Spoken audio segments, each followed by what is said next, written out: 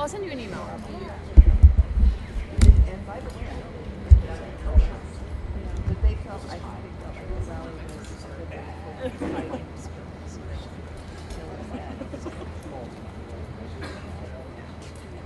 That's where the stuff was like. Nah, I don't. It was. Oh, I know. Yeah, it's insane. More big news was The whole generation protesters the retention, the ability to like hold all of that in their head. That's good. Do you think that's real? Yeah. I do. I mean, like, I mean, it's literally like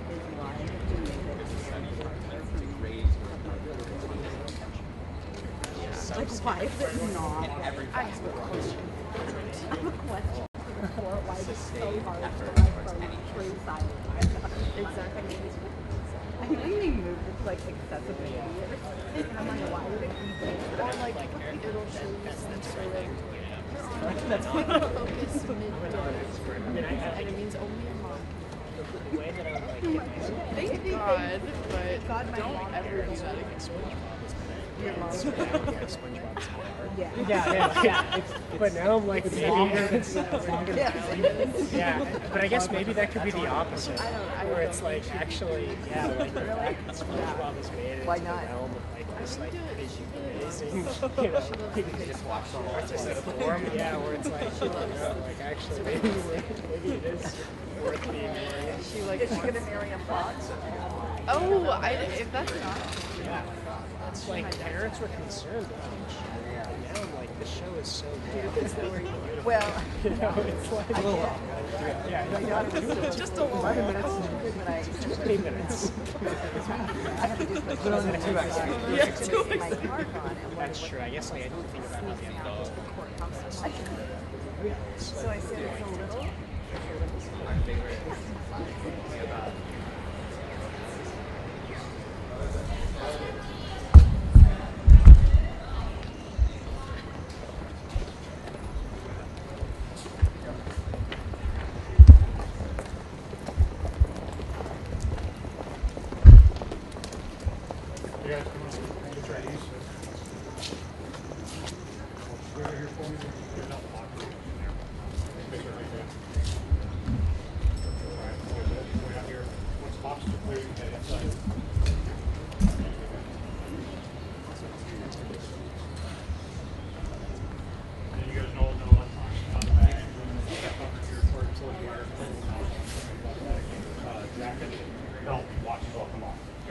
Men's shoes usually make it, so yours won't. They made it so far. Yeah, so far they made it. It's not gonna work. When are you going to start? That'll do. Yeah, I know, you never know.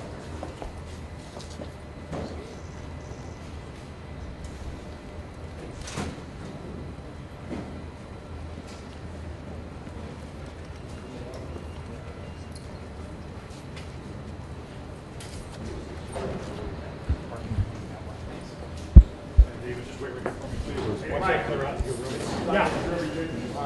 All right. You guys can't block the jury entrance. You gotta leave that open. Miss Klein, how are you today? Just right here for me once I clear out. Step aside. Good morning. How are you? Good. How are you? Thank you. Thank you so much. You're the last one in the group here from me.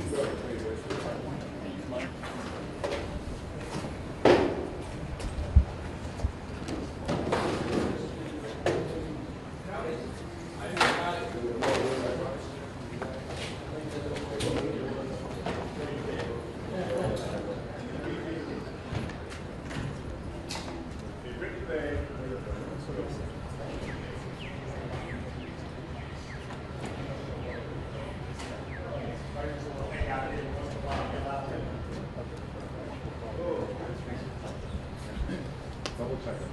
Yeah.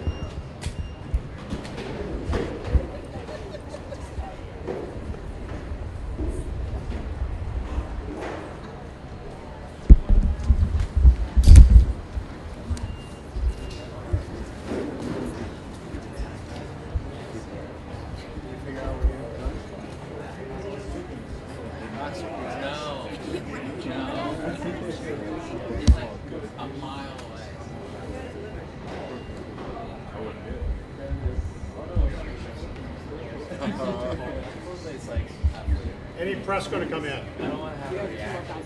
Two more council? Okay, these two got training again? Yes. Five. Wait right here. Actually, you're ready up there now.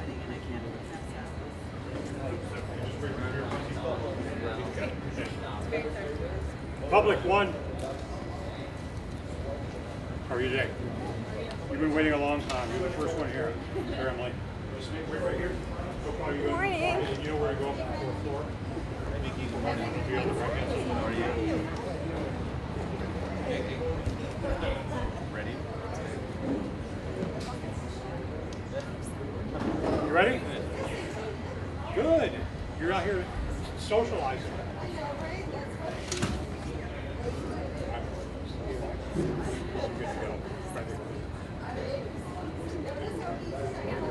Yeah, it was way better than last time.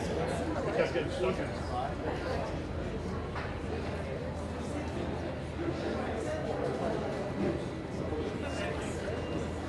Next public.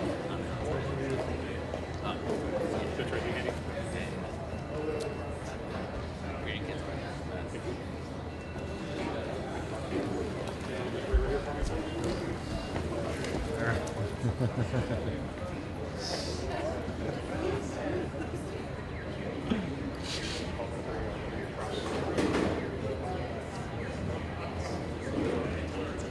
This is way better than the last one. There's like half this. You want to start on the tray on the end line there, please? Make sure anything electronic in your bag is not laptop, charging cord, wire, the keys will have to, or the keys, they're okay on. Yeah. Make sure they don't come outside the back, okay? Next public. You're not coming in anytime soon, are you? No. ID. Driver's license. Passport.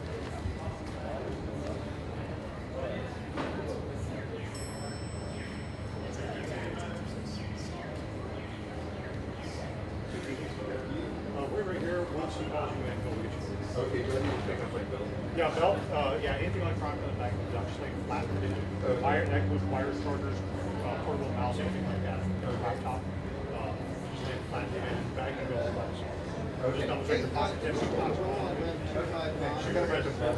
Oh, you do? Okay, on your knee or something? Okay, so your shoes will have to come off because they have to run off. So just tell them when you come in, you got the belt. No, that's fine. You can go in there. Start on the pin on the left. Okay. Okay. Oh, okay. All right. All right. Dorothy, you want to come in? How are you today?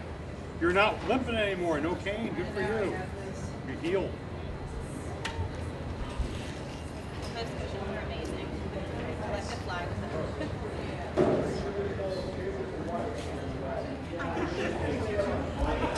There you go. There you go. Hey, how are you?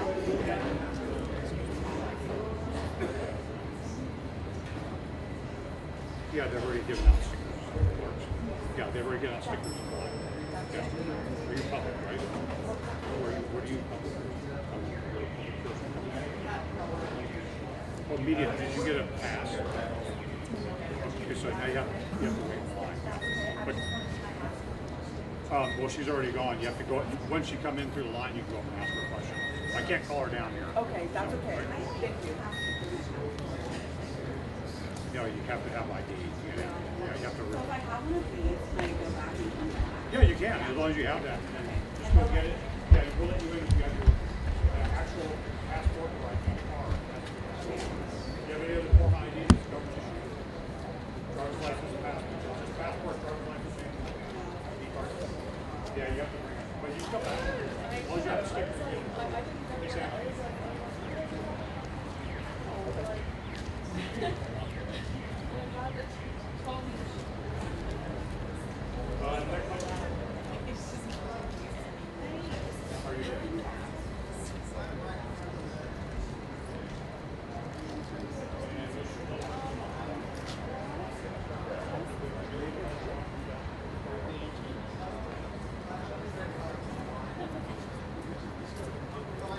Jordy. Oh, good morning. Good morning. How you doing? Hey, how? Yeah, anytime, you just come right up, okay? Let them know you're a juror.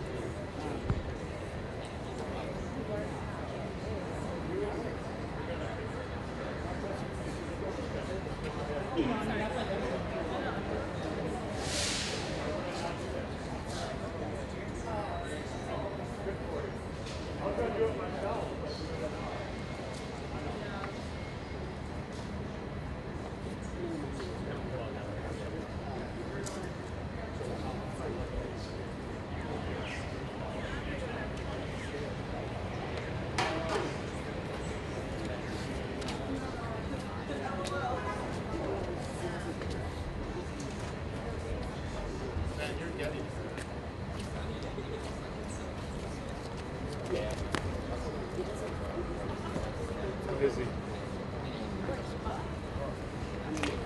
ahead and start editing what you got. What? You gotta be Oh, okay. And you'll get Bob Bonta? yeah. Evan is going to be doing it for live. It takes the best of your stuff. Oh, sure. I should just massive it. I should just send it massive. Or just send a sequence. A sequence, the best of stuff that you got.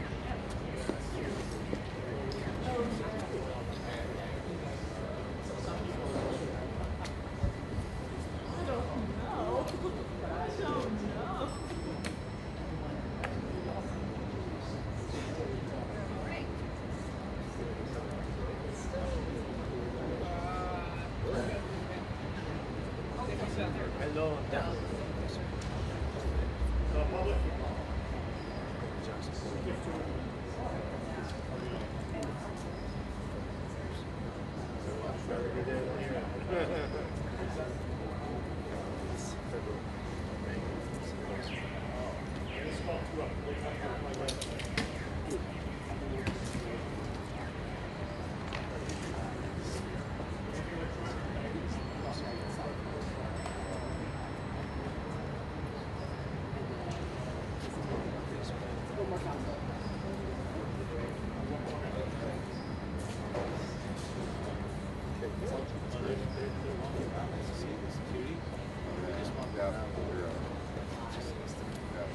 Dude, the security just walked out. Yeah.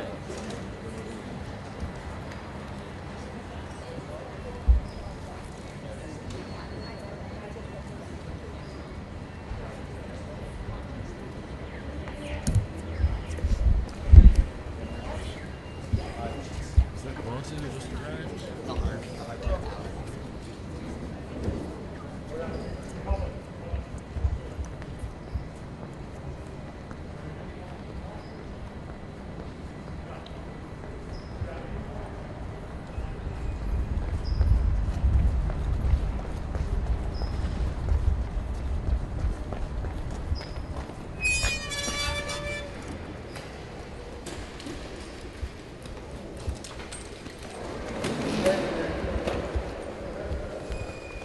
Have a good day.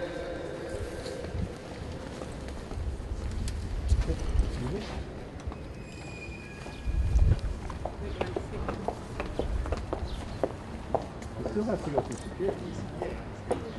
They just walk in.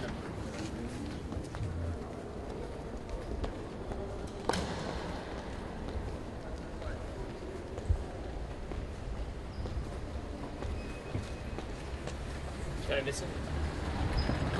You shouldn't just walk in the perimeter. Who? It looked like it could have been Bonta. Possibly, but if they're walking the perimeter, they'd be coming around on this side.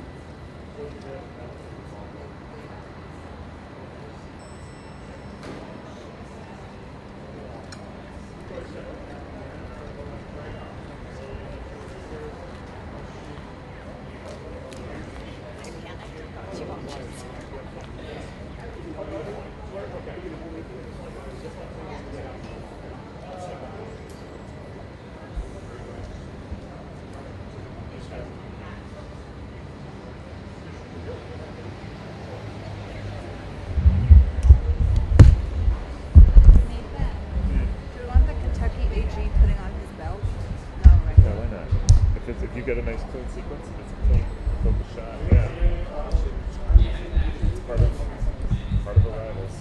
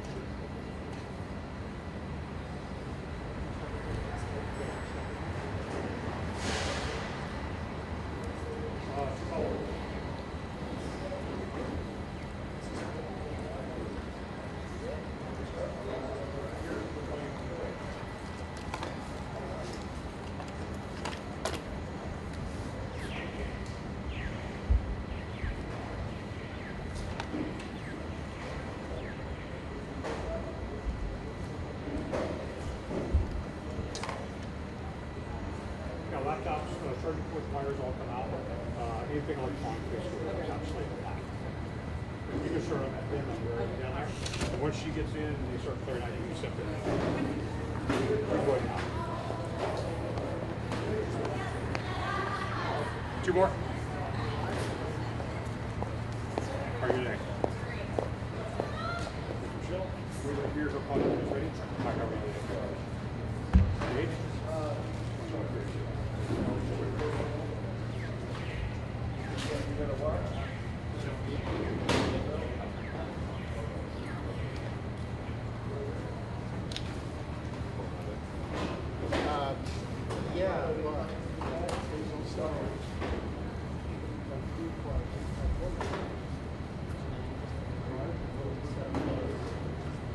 Clear juror.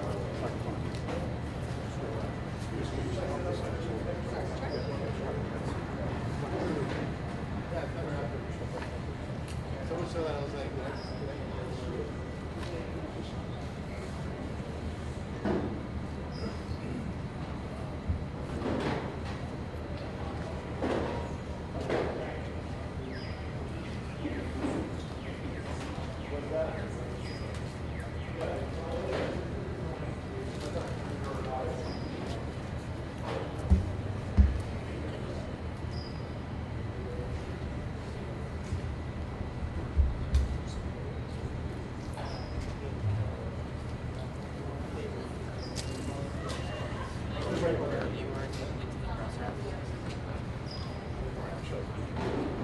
Jason, come in, Jim. I tried. Just go there. Remember electronics on now.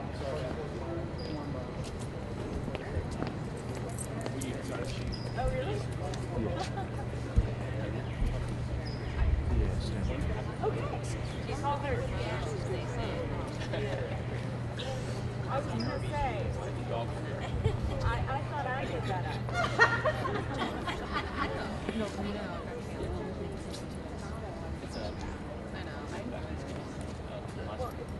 They are as it's a 3-letter. Is my middle name. And I did that before. So I think there's the parallel to me. Yeah, you have to add it. Recto. Yes. So I think I would yeah. But I did you guys have but I was very honest. Yes. I was very honest about it. I applied to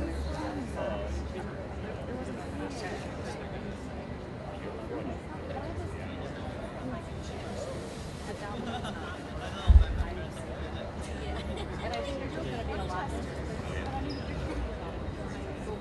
Yeah, it was like, yeah.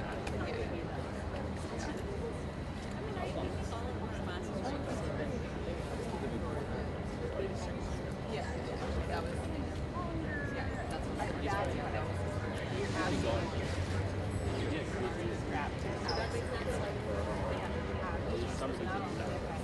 that's what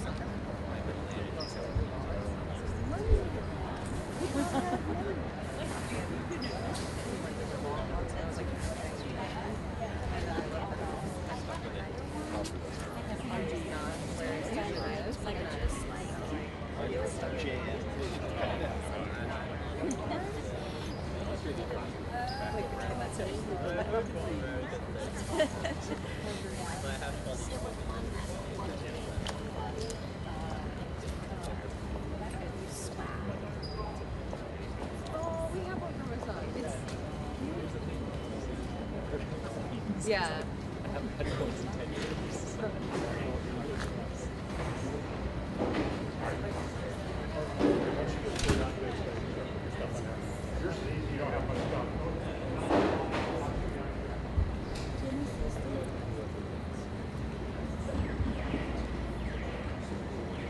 Two more?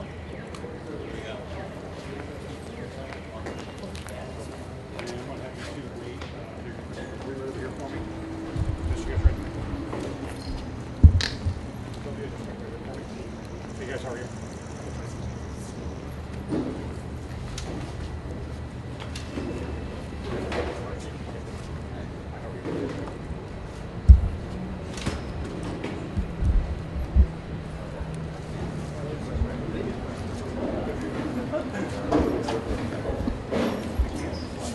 Make sure everything in your pockets come out. Anything electronic or laptop, charger, wire, plastic.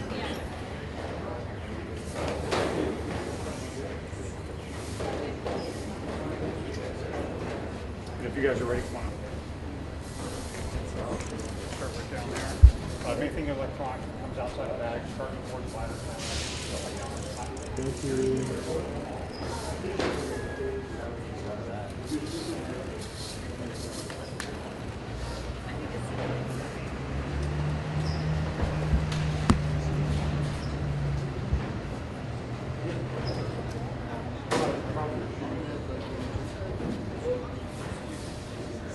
Yeah, sorry about that. Sorry. You guys got to click the entrance open.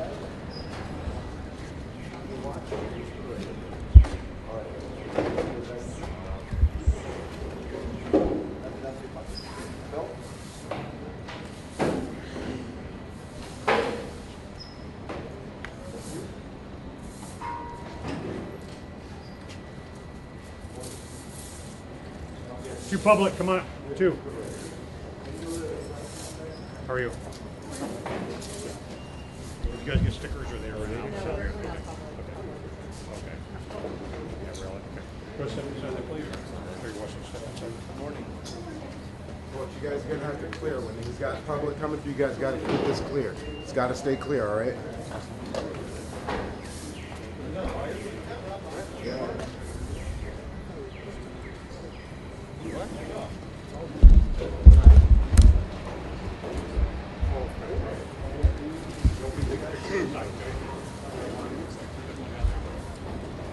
You guys press? Yeah. What do you have? Public, did I call any public up? Anybody hear me call public up? Don't come up until I call you, okay? So no, I didn't call. I called two people come up. Are you pressing me?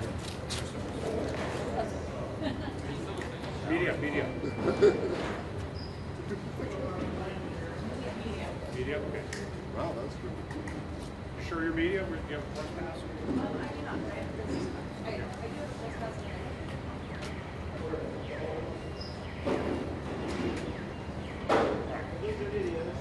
Just wait right here, don't go in there.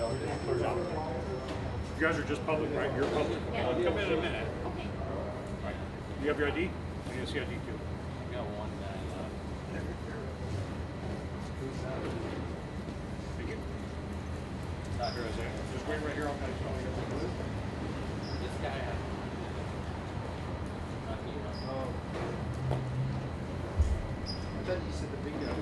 So media people, if you need to come in, like tomorrow or wherever days you come in a little earlier. Get in.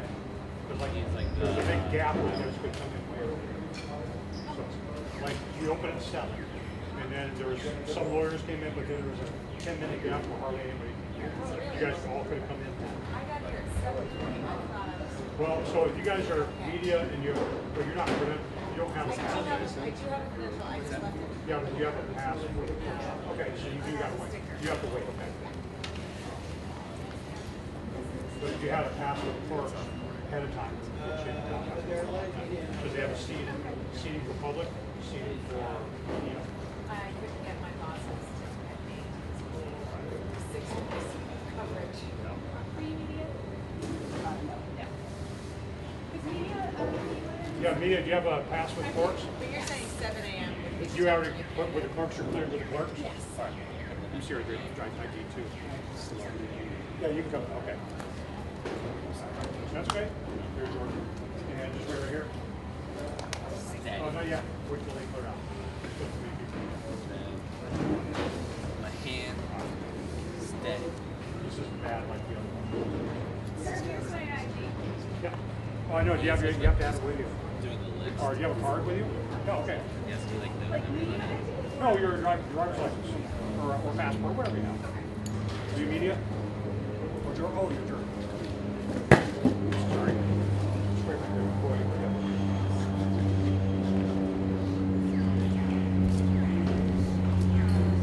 This I'm gonna have you step out.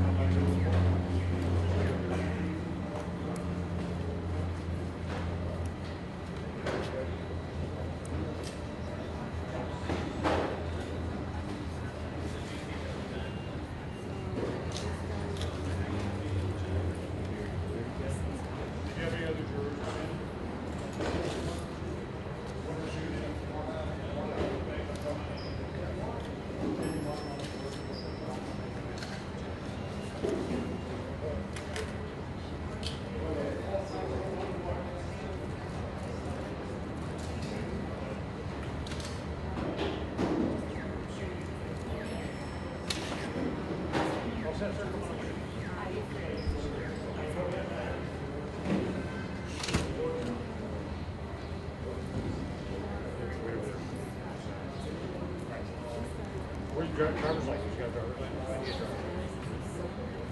Well, you have to have it has to be a government ID. You're clear with the court clerks? Yes, yes. You too. This guy here. Oh, you're Bloomberg. Okay, that's right. You're already checked. If you're ready, you can send it. You've got your ID.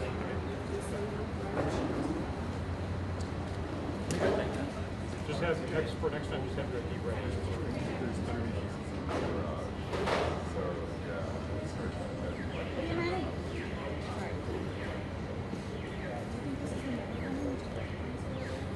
Get ready.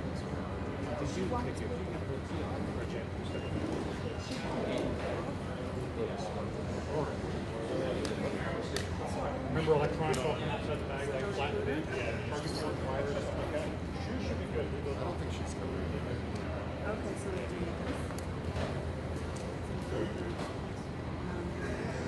just his back, but then he walks over.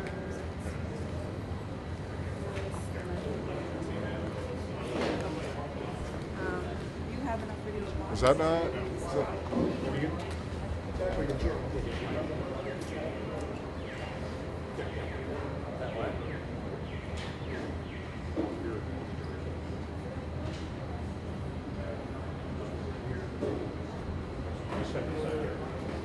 Just wait right over here.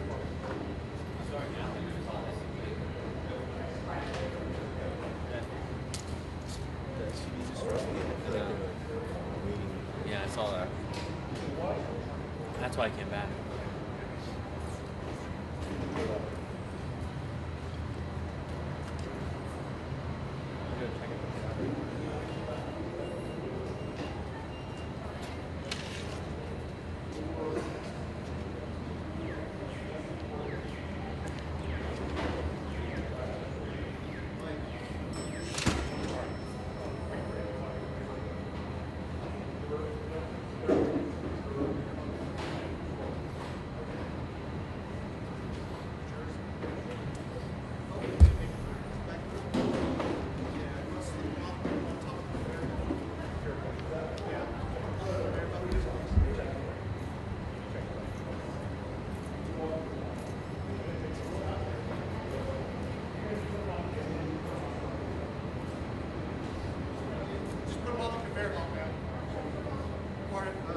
Jose, she's up there. She's on there.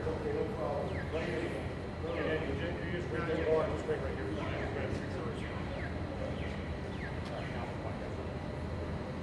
Oh yeah.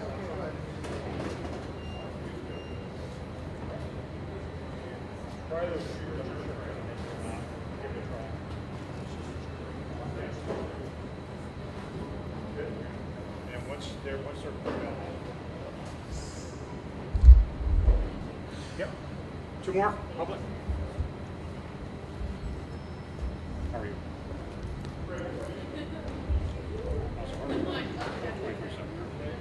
can go ahead and come. Hi, how are you?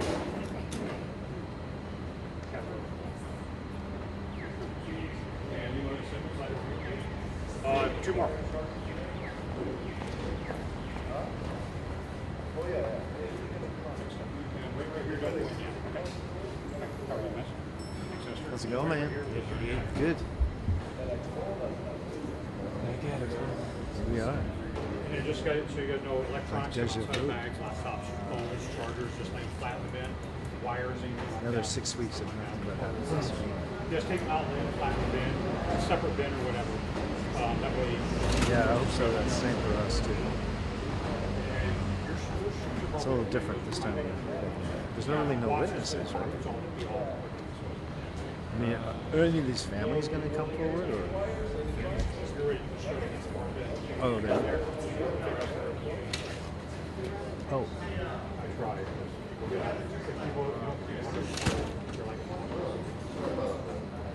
If you're ready, you step in and take the tray right there. Media? You were here for the last trial, weren't you? Yeah, I remember. Yeah.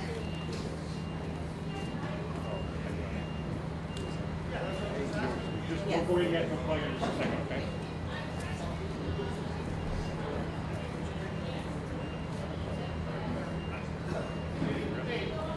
Open in, yeah, just right here for me. Are you media? Oh, you're Attorney General. Okay, yeah, right. Thanks a lot. How much stuff do you have on you? A lot of electronics? Morning. Do y'all have the info for the 9 o'clock press conference with okay. Yeah, parents and youth advocates. We're trying to figure out exactly where, but it'll be in this square, and we'll come get you guys. I think at that point the jurors will all be in, so we'll get set up. So 8:30. Yeah. Okay, great. Thank you.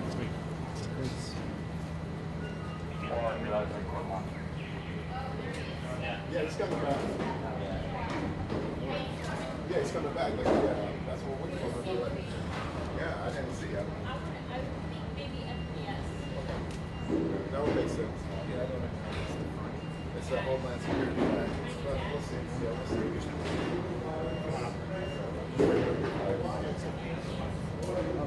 How you doing? Just going to get that, I guess. Yeah.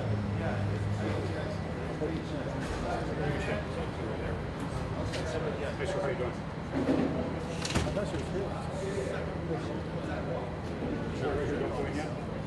Press, do you have your ID handy? Who? Lana. Are you guys both cleared with the Get to that fellowship in LA. You have a pass. You did you get a? So electronics come outside of bags, laptop computers, charging cords, wire, lay them flat inside the bin. Portable mouse. You can take them up there. Yeah, there's no photographer or anything except just have to, it's just has somebody X-ray.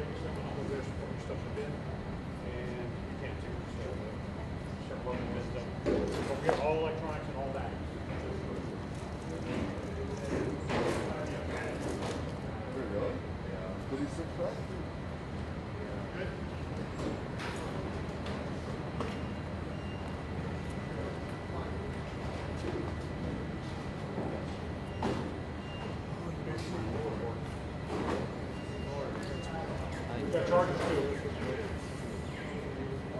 Okay, no. Jacket, no, jacket. Somebody's gonna Two public? Picture IDs handy?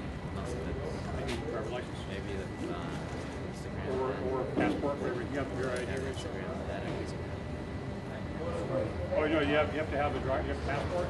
No, you have to have the card. Yep. Yep, can you go get it and come back? You guys can come back. Yep. No, it doesn't matter. You have to have a card. So, all right? I'm sorry. Yeah, but it doesn't matter. You have to have the card. I'm sorry. That's our rule. It's a building rule. How the federal government works. Next public. Hi, sir. How are you today? Here. You can step aside now.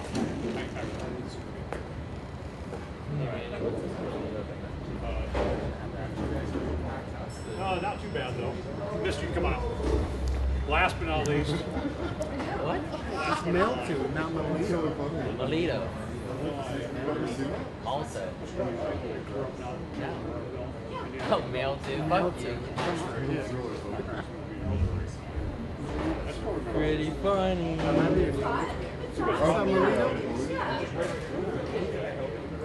Oh no, there's been well documented. It's one-way relationship. Wait, you guys already started? We're just continuing what you started last time. We act all nice. You ready? You know what? We never had an issue until Yodo came and started some shit. Now it's Mark. It's not gonna happen.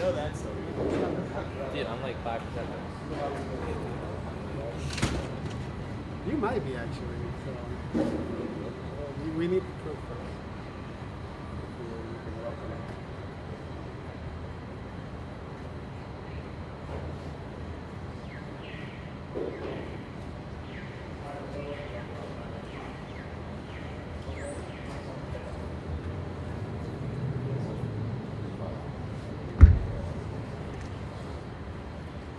Kentucky.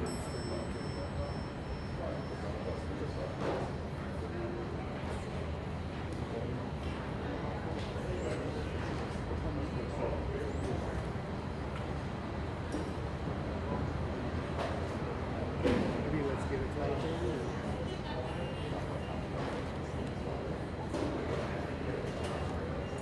Oh. Supposed to have not. It's like with signs and stuff. I think it's like families. Here? Yeah, you can. You have your ID. You have to have driver's license, okay?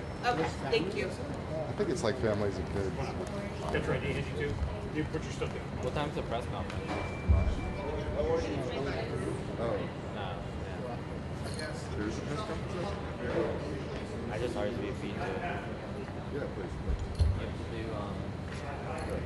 Get the mail RSVP. tow. Mail tow. Press off.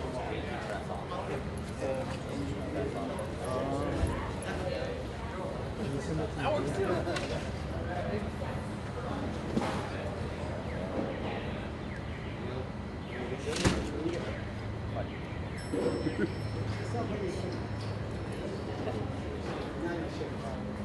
Ain't gonna shake that one. Ain't gonna get away from that one. Oh man. It's 2 o'clock today. I'm not sure what it's at.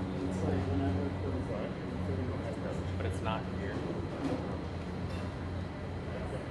Is it at Homeboys?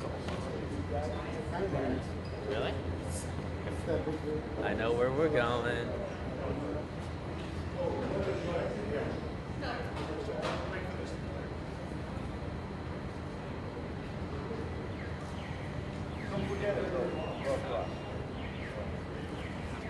I was gonna wait till 2:30. Phone was gonna ring. It's on mute. It's on you. Good for you. Good, good. How's it been? Okay. Yeah, just attorneys.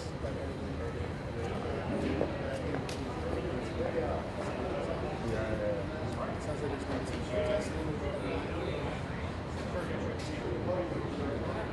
Yeah, you guys just I think this year for about different. Oh, okay. Yeah, I remember DJ was coming. We covered different instances. And this is the everyone. Yeah, the watching don't come on. I'm a slow filer, so I gotta get a head start. Yeah. Yeah.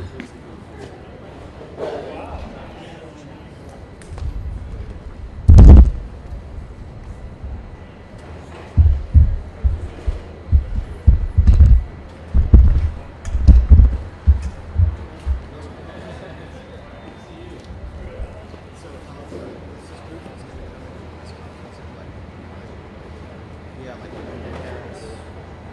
So, I told them, hey, where are you? I said, just put it here. So, you have a podium or you guys, do you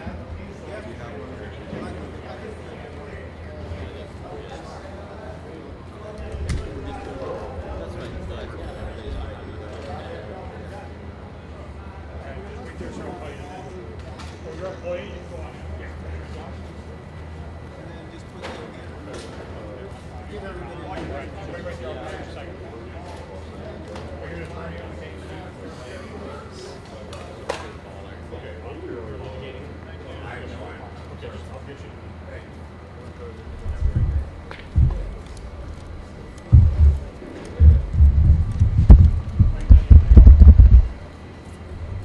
This box.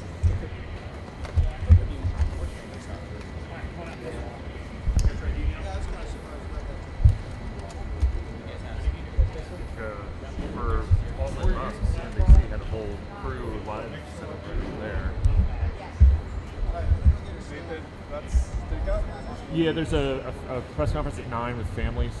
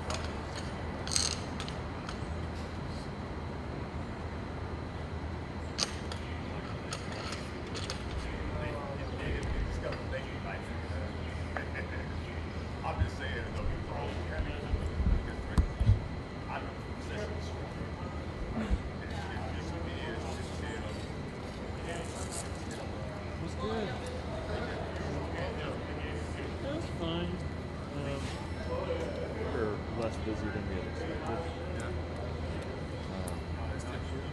Yeah, it's which is fine. See my kid every day.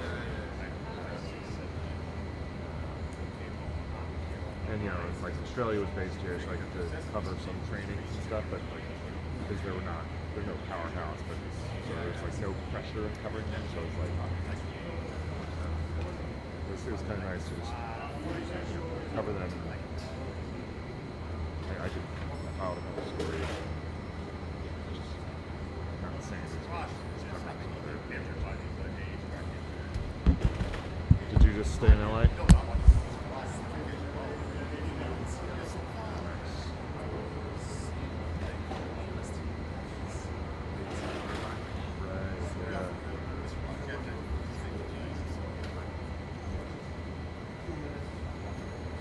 Yeah, the Irvine facility is nice.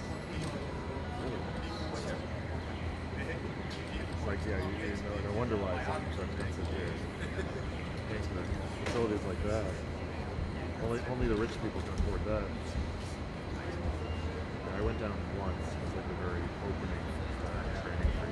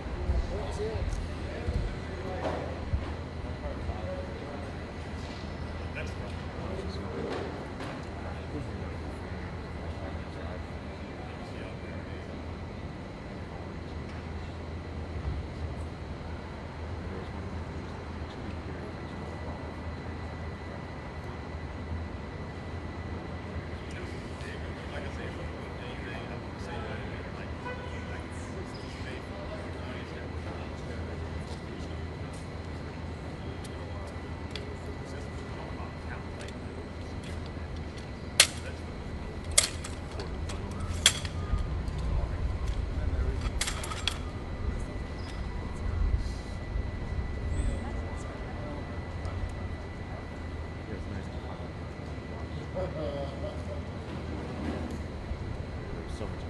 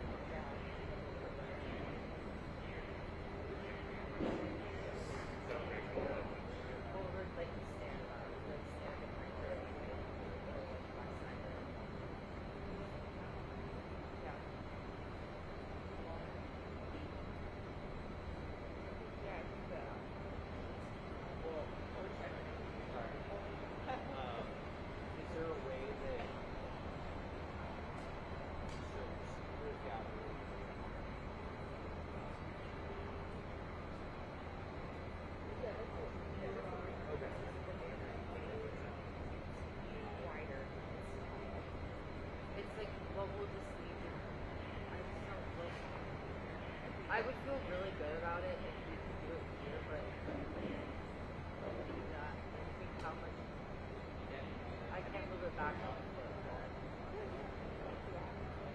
Just because if they open it, because then if you put like they're like they use this and that.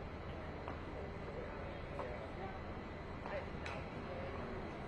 I just think I just not feel hard. Yeah.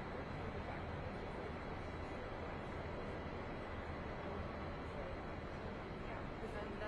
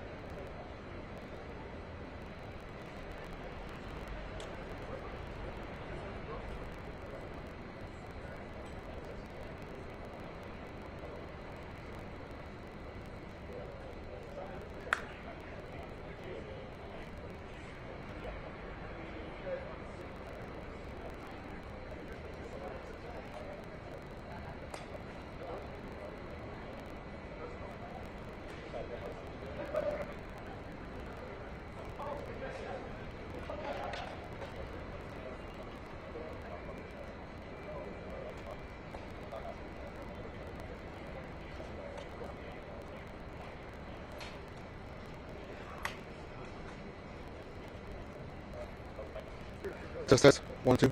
Test, test. We're good? All right. Test, test. 1, 2. Test, test. You hear me now? Test, test. 1, 2, 3. 6 times 6. You hear me? Juan, J-U-A-N. Good? Test, test. 1, 2. Perfect.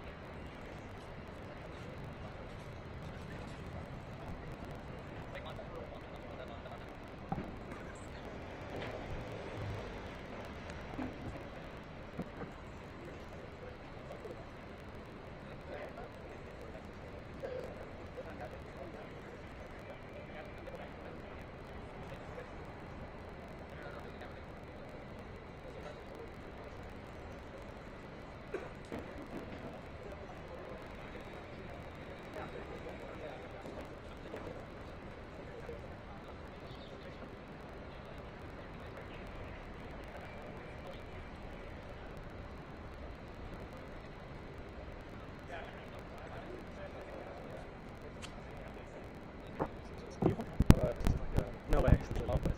Really beautiful. I'll see if this things we bring all this time. Like, you're like, man, I'm a kid. You know, go to I'll go up and put it in there. So it makes it awful. You say it? Yeah. But in fact, I was looking at the foot and then I'm like, oh my god, I feel like pop off right as hopefully it doesn't get motion off.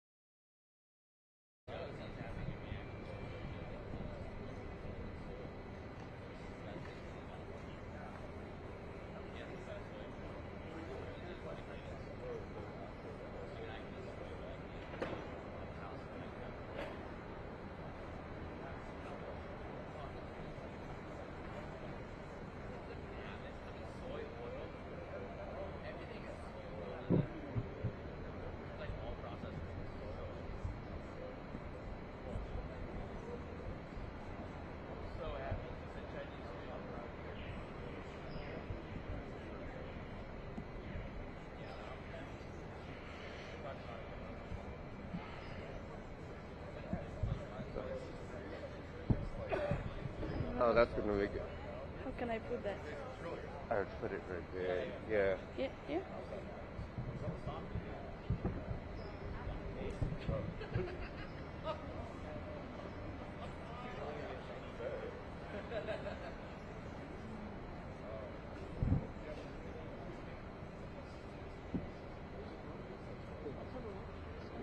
Yeah. Yeah, it's stronger than this tape.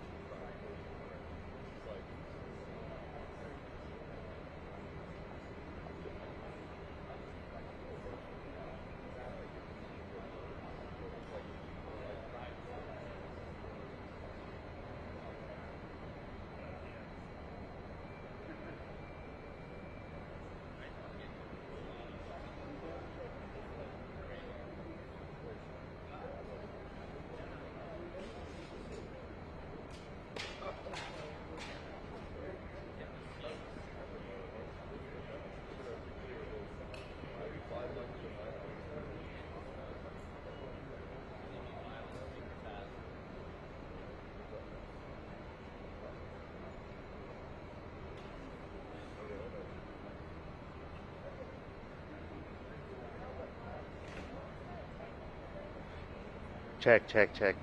How loud is that? Alright, you gotta turn it up louder.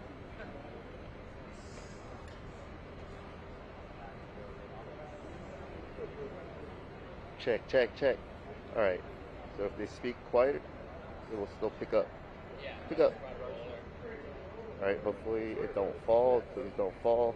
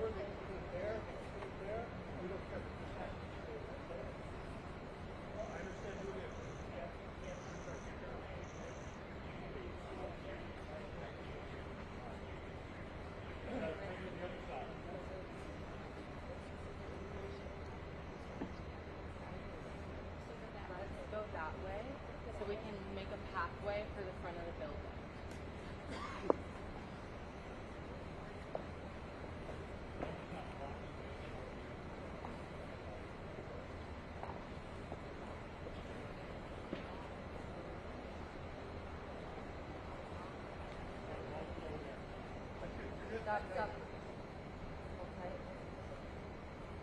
It's okay. Thanks, guys. Appreciate it.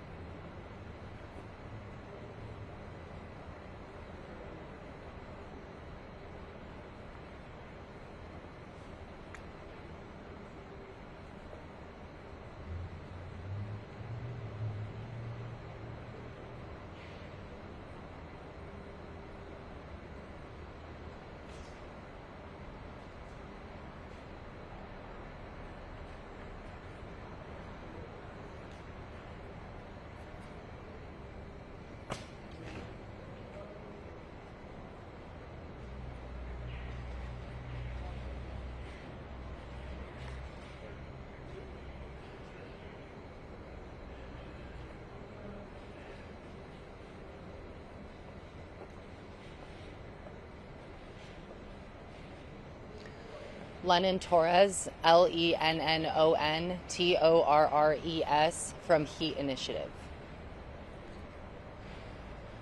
Hello, my name is Lennon Torres, and I'm here on behalf of Heat Initiative, an organization that was created because CEOs like Mark Zuckerberg and Adam Mosseri would rather make money than protect its users, especially vulnerable children.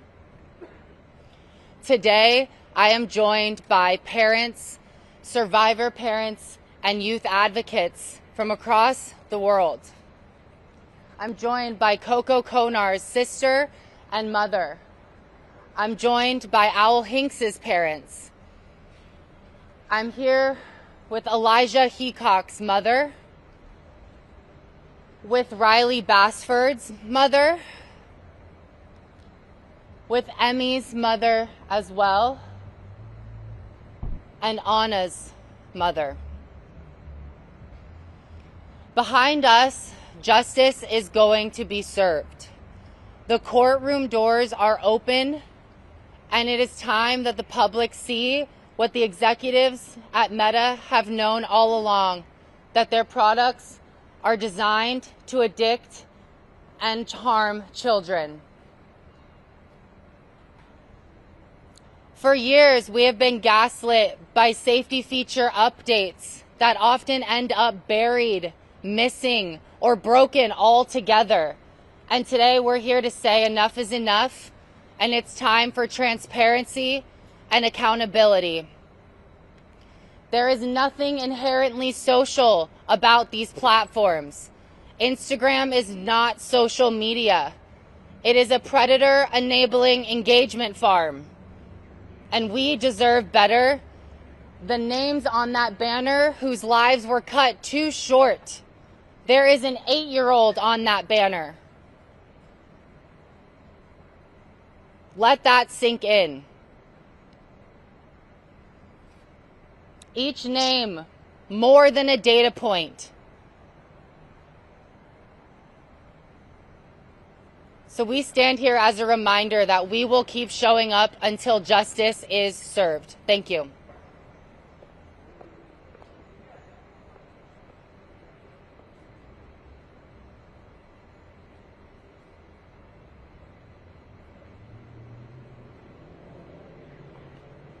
Hi there. Good morning. Thank you for being here. This is my son, Riley. Oh, my name is Mary Rodee. Maryrodee. My son's name is Riley Bassford, RILEYBASFORD, and he is forever 15. He was almost 16 when he took his own life after a 5-hour encounter with an adult criminal posing as a beautiful young woman. He was from the Ivory Coast. They call it spontaneous suicide.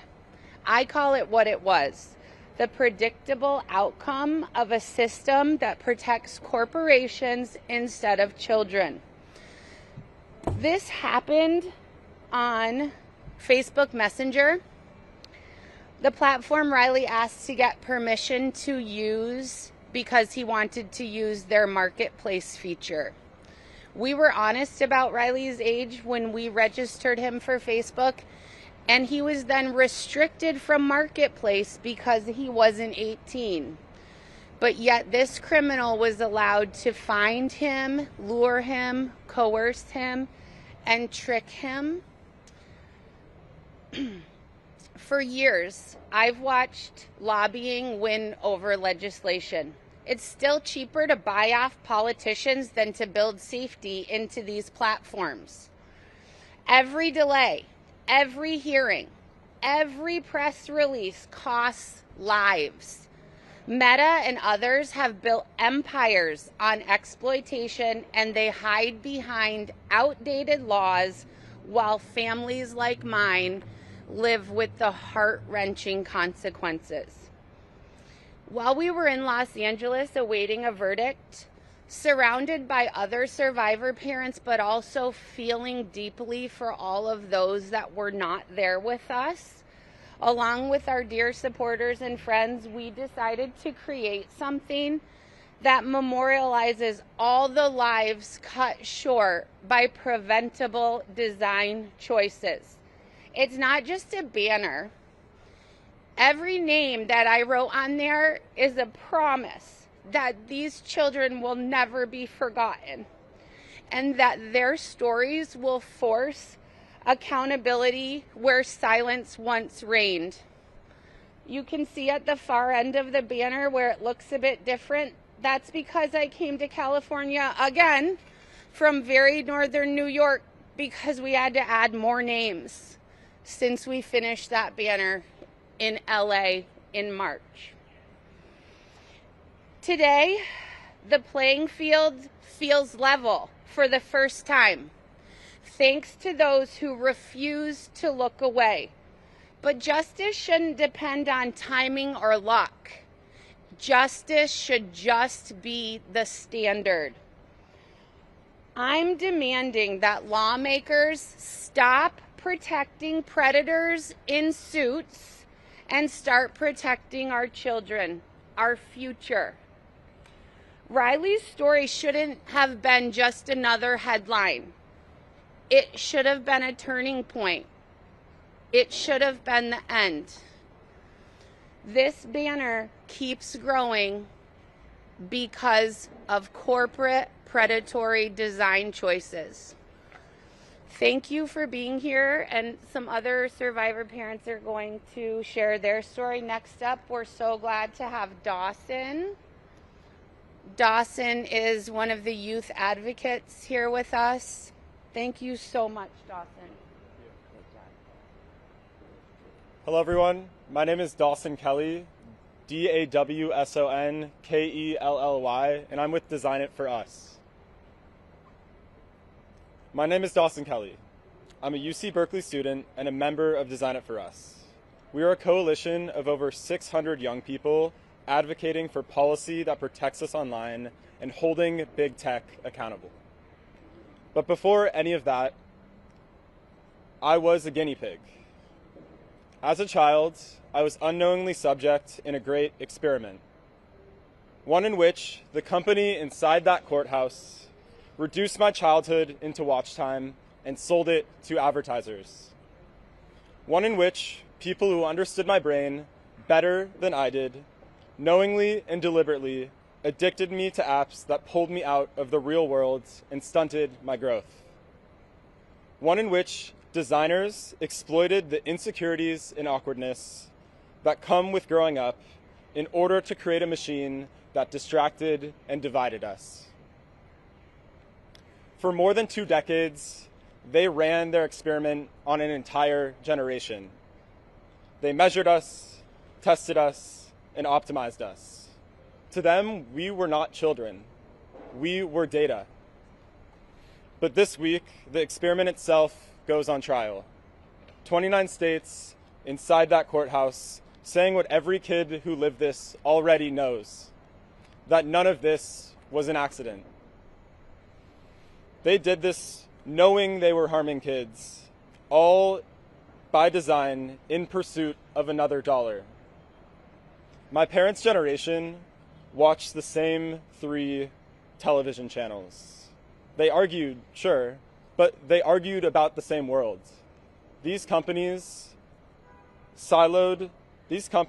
got my generation and siloed them into a billion private channels, each one high-tuned to hijack our weaknesses.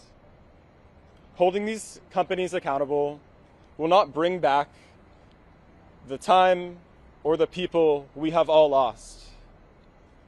But this justice brings us closer to a world where addiction is no longer our predetermined destiny. A world where when I wake up and the first thing I think about is my own life, not the question of whether I'm enough, not the version of me they're selling before I even get out of bed. A world where our ability to be present isn't up for grabs the moment we come out of the womb and auctioned off to this multi-trillion-dollar industry. A world where presence is the default of the next generation, the way it was for every generation before mine. A world where my generation is not remembered as the anxious generation, but the generation that is beginning to get its life back. That world becomes a possibility through this trial, through the tireless efforts of parents and advocates and lawyers, through the increasing number of people across the globe that are building the courage to stand up to these corporations that have taken too much from us. That world gets a little closer today. Thank you so much.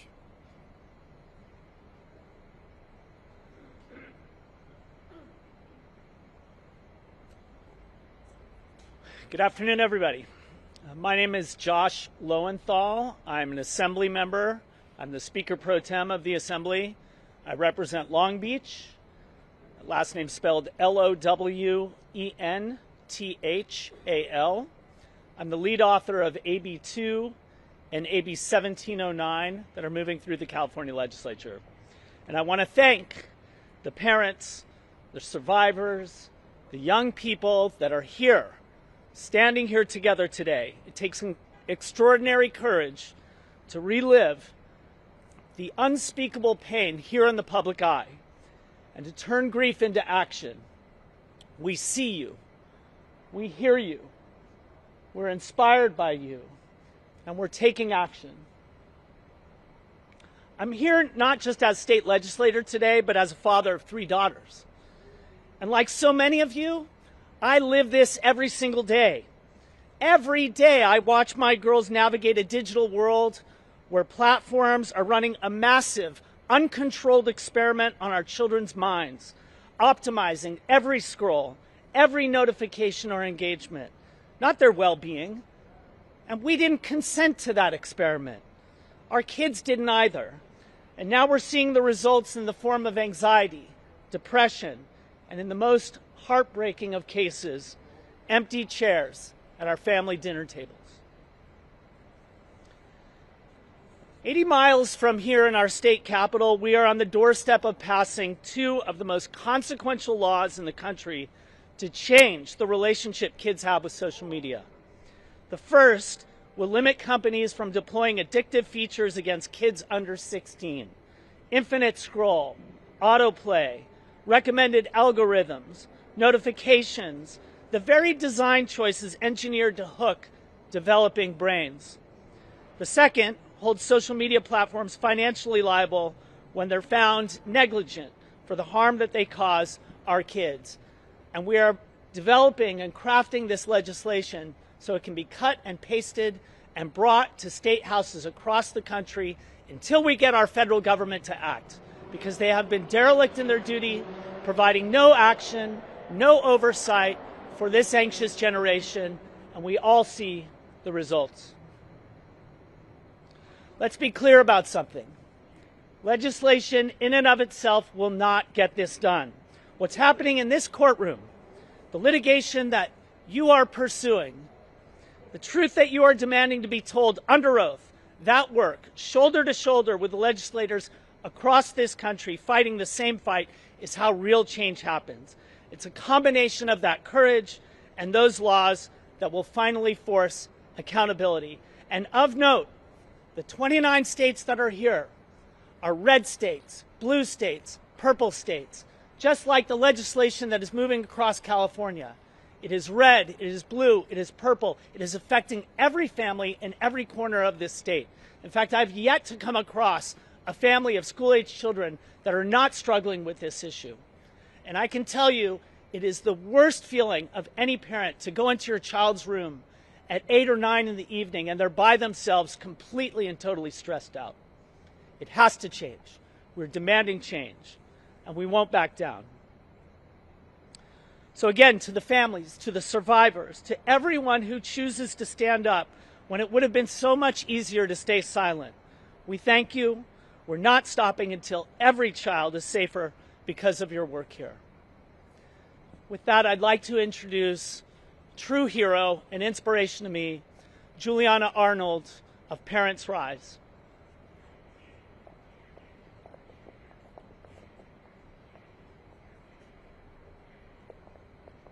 Hi everyone, my name is Juliana Arnold, Julianna, Arnold, Arnold. My daughter, one of my daughters, who's not here with us, is Coco, C-O-C-O, Konar, K-O-N-A-R, forever 17. And this is my older daughter, Olivia Konar, Olivia, O-L-I-V-I-A, Konar, K-O-N-A-R.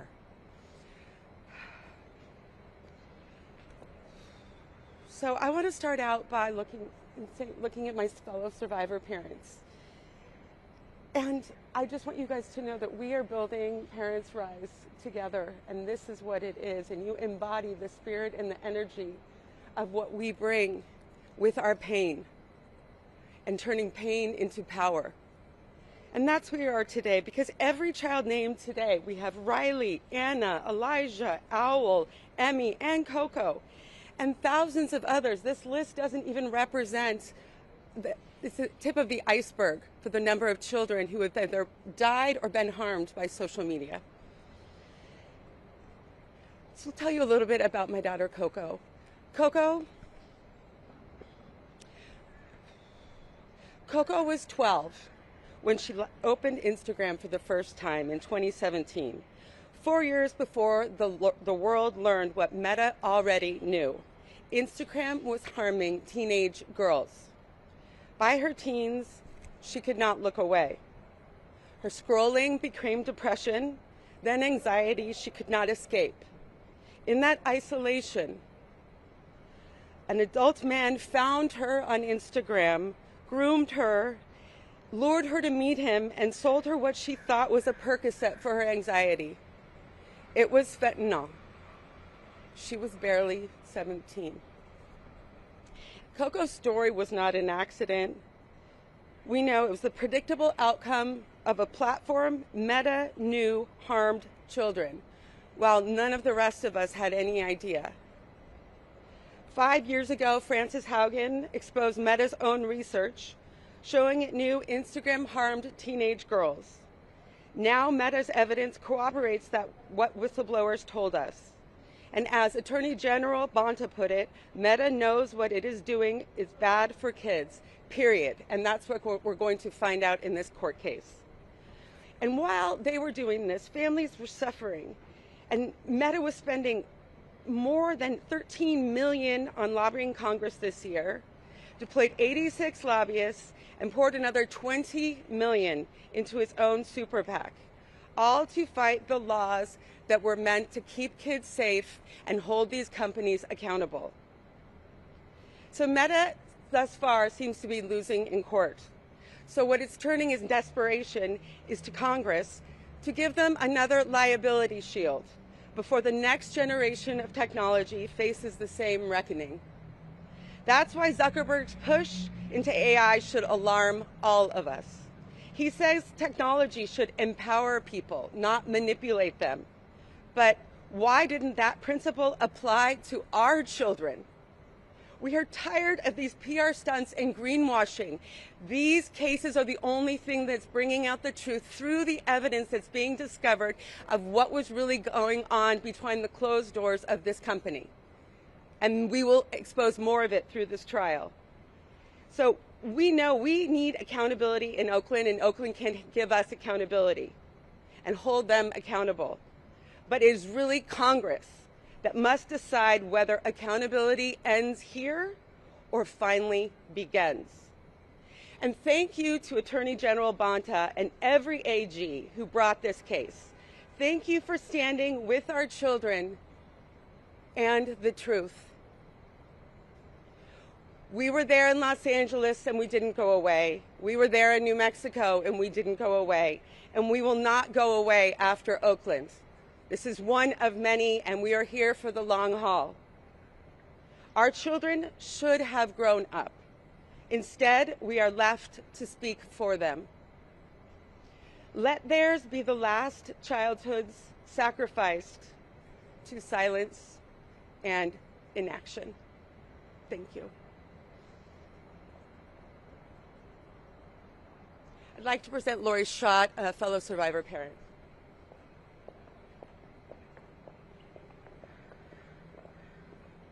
Hello. My name is Lori Schott, L-O-R-I-S-C-H-O-T-T, and I am Annalee's mom. Forgive me. I'm here today because my daughter should still be alive.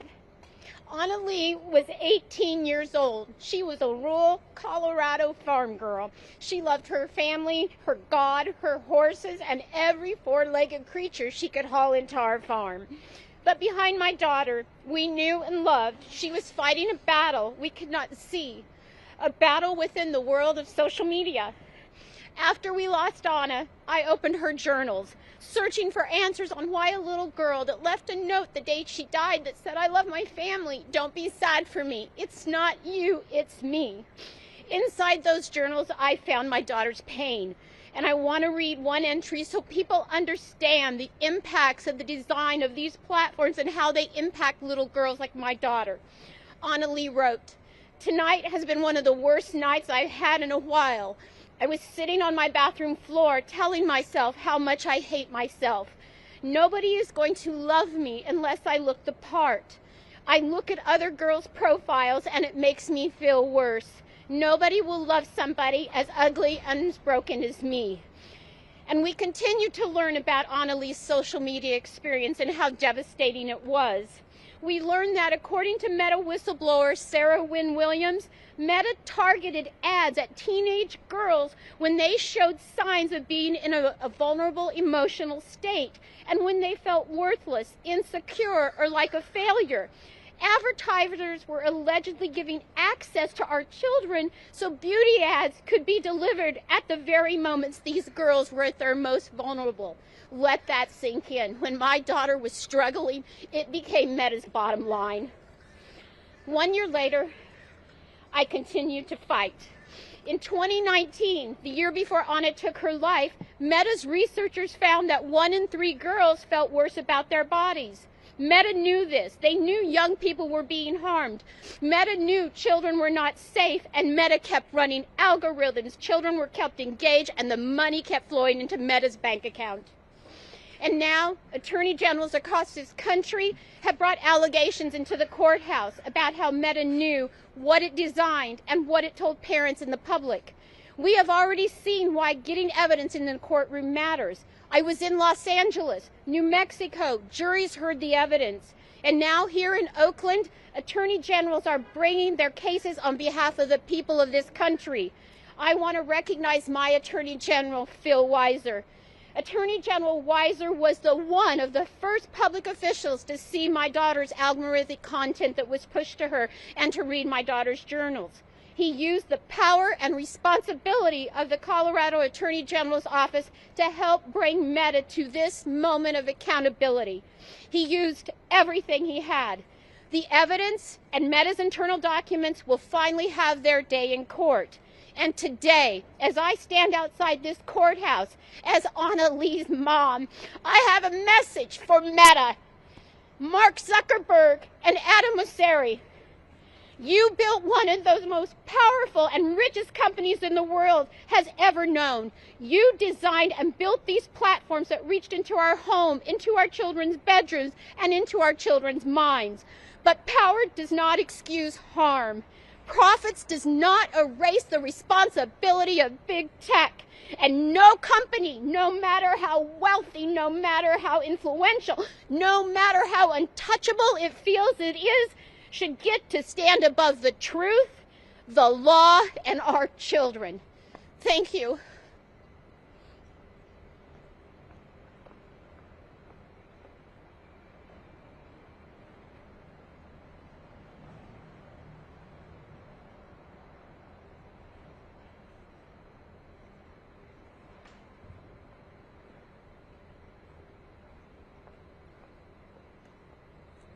Good morning.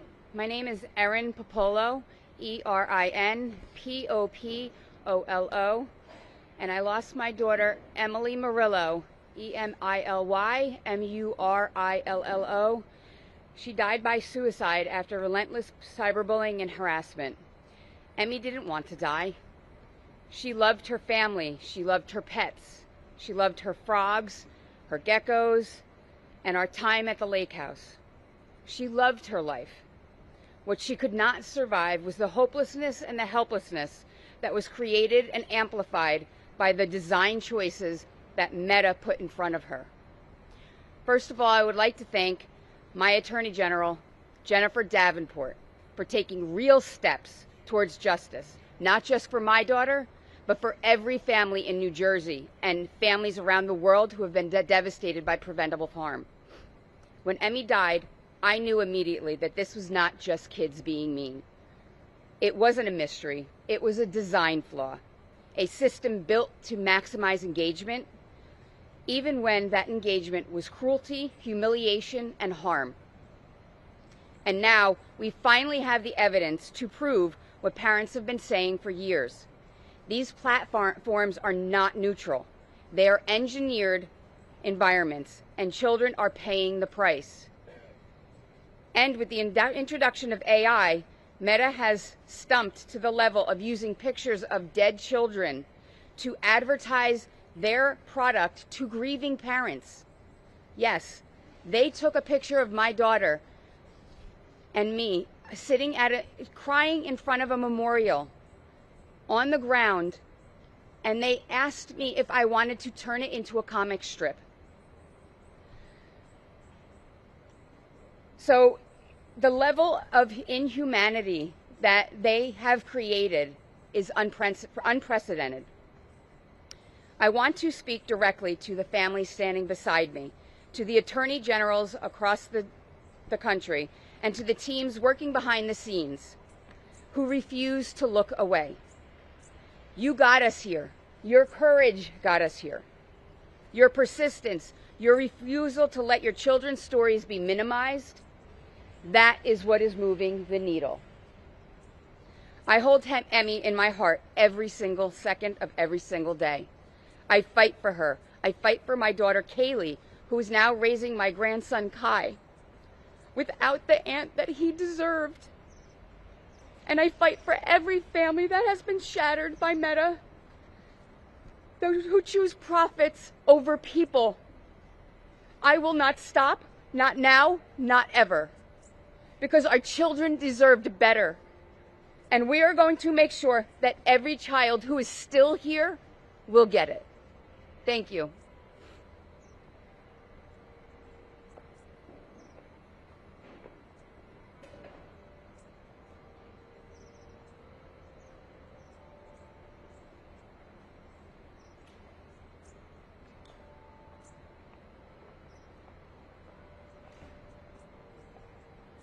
Good morning.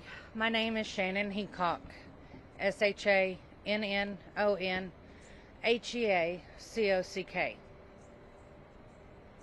I am here to honor my son, Elijah, and every child harmed by big tech.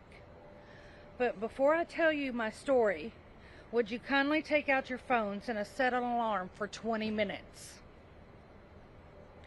On February the 28th, 2025, I was awoke woken up by Elijah's twin sister, Palin, telling me that Eli was hurt.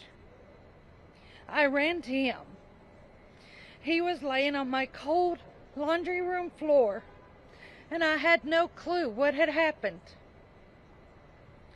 I went into panic mode, digging blood out of my son's mouth, begging him to breathe. I watched him lose his battle. I left the room so his twin and his baby brother would never have to see what I saw, but sadly they did. Elijah was rushed to the hospital. My sister had gotten into his phone because he had left a message. The officer beside me was an ex-FBI agent. He told me that my son was a victim of sextortion. Before we could plan Eli's funeral, at 16 years old, I had the FBI sitting at my kitchen table. That's when I learned it took 20 minutes, 150 messages, AI deepfakes, and $50. That took my son away from me. I would like to thank the Kentucky AG, Russell Coleman, for his work in Kentucky and what he is doing to make laws stricter and willing to work with us, parents. Check your phones. Some of you still have time on them. Elijah didn't. The predator found Elijah on TikTok, but the FBI confirmed something else. Something that keeps me up at night. I don't need anybody else to blame me. I blame myself. That predator followed him onto Instagram and used his following, knew everything about Elijah at school, every single detail. They used this to work through my son's world. The list should have never been accessible for adult strangers. Grieving families have been telling media that for years. I'm new. Elijah and I are just a year and a half into this. A minor's friends list is a map of every child a predator can use to threaten disclose of embarrassing photos. Every family member, every classmate on Instagram. It's also a map predators use to go after kids. And Meta leaves that map wide open for anyone to find. And the most popular social media platforms, Meta, is the worst offender when it comes to this. Serving our children's offline lives to predators, and it connects them to online. This wasn't an accident. My son did not take his life. My son was killed. It's a design choice, a company that builds its platforms to maximize a child's engagement, click after click, at the cost of the child's safety. They knew what they were doing. Mark Zuckerberg looked the public in the eye and said their platforms were safe. Well, Mark, look me in the eye because you're a liar. That is why we are all here today. Somewhere inside Meta are the documents that prove they knew their failure to protect minors' privacy was putting kids like Elijah in danger, and chose not to fix it. Families like mine deserve to see those documents. Every parent whose child has public profile right now deserves to see them. I couldn't save my son, but I can stand here and demand the truth. That I promised when I said goodbye to Elijah that I would never allow any other child to be harmed. No mother should ever have to dig out the blood of her child's mouth, begging him to breathe. Elijah, this is for you. Thank you.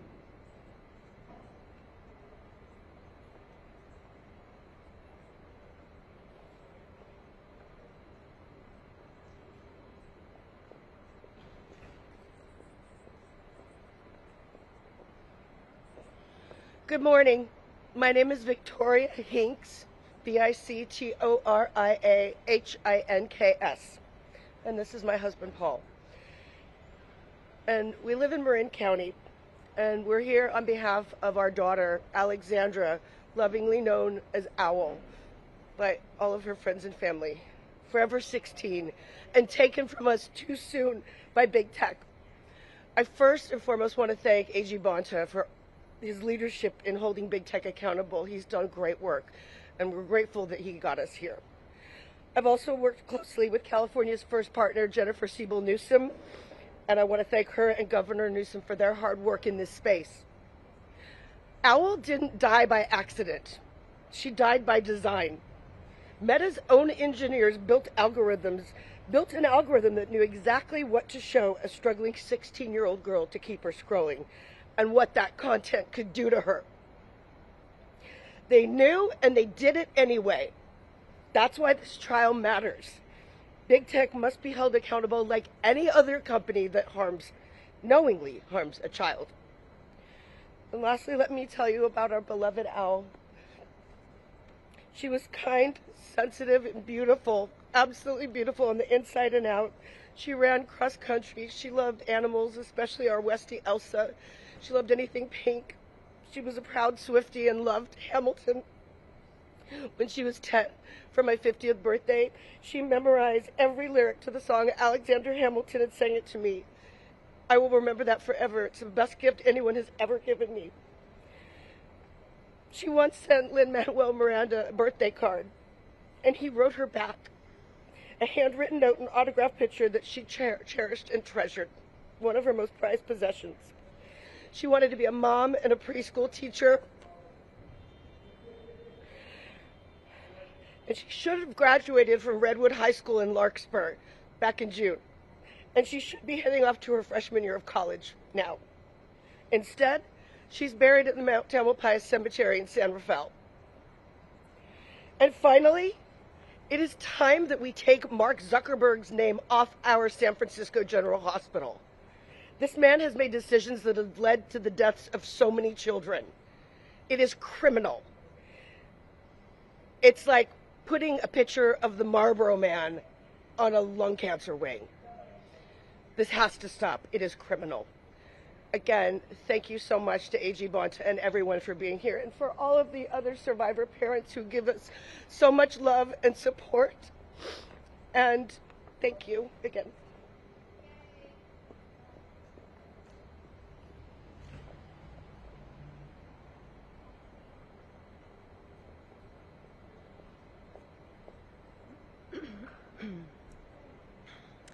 My name is Lisa Pearson, Pearson. I'm an attorney, a mother of 3, and a member of Mothers Against Media Addiction, MAMA. MAMA is a movement of parents across the country who are fighting back against the epidemic of social media addiction that is destroying our children's adolescence and their childhoods. For years, big tech has created social media platforms intentionally designed to target and addict our children. In the relentless pursuit of profit, these companies have fueled a youth mental health crisis, knowingly putting our kids at risk of social isolation, online exploitation, self-harm, and even suicide. Big tech is the new big tobacco, targeting kids and addicting them early. We now know this to be true. But today we are witness to a historic moment. Just as with big tobacco in the 90s, these companies are finally being held accountable. I'm proud to be here at the start of this landmark trial alongside attorneys general from California, Colorado, Kentucky, and New Jersey, who plan to show that Meta violated consumer protection laws when they intentionally designed addictive products, misled the public, and put our kids in harm's way with devastating consequences.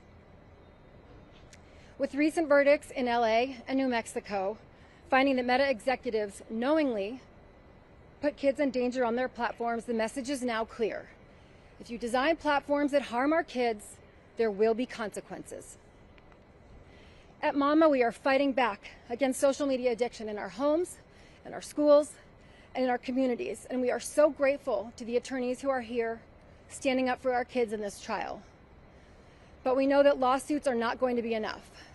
We need Congress to act, passing industry-wide standards and bipartisan legislation to make sure that products and platforms for children are safe by design. This is not about partisanship. This is not about politics. This is about finally saying enough is enough. I'm proud to be among the thousands of parents standing up to demand better for our kids. Together, we can demand that these companies be held accountable.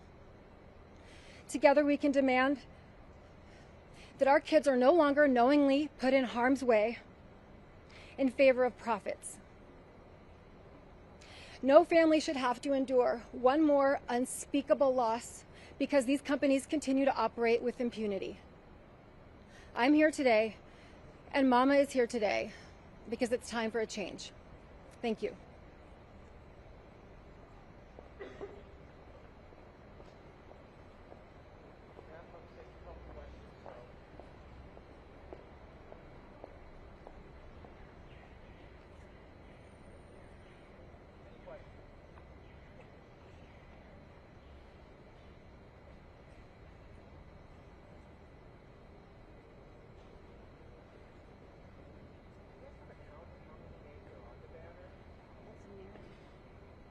Mary, how many names are on the banner? Do you know? We added 39 last night. How many? 39 last night. Any math majors in the room? 598. And as we said, this is just the tip of the iceberg of kids that have been killed or harmed. There's thousands and thousands of lawsuits taking place as we speak, and will be taking place in the next few years. So just to know, this is just a small microcosm, unfortunately, of what we're facing in this country.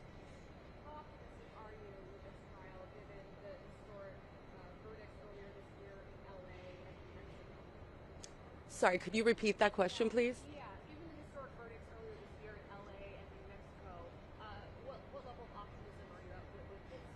Want to take that? I think that we're going to make history here.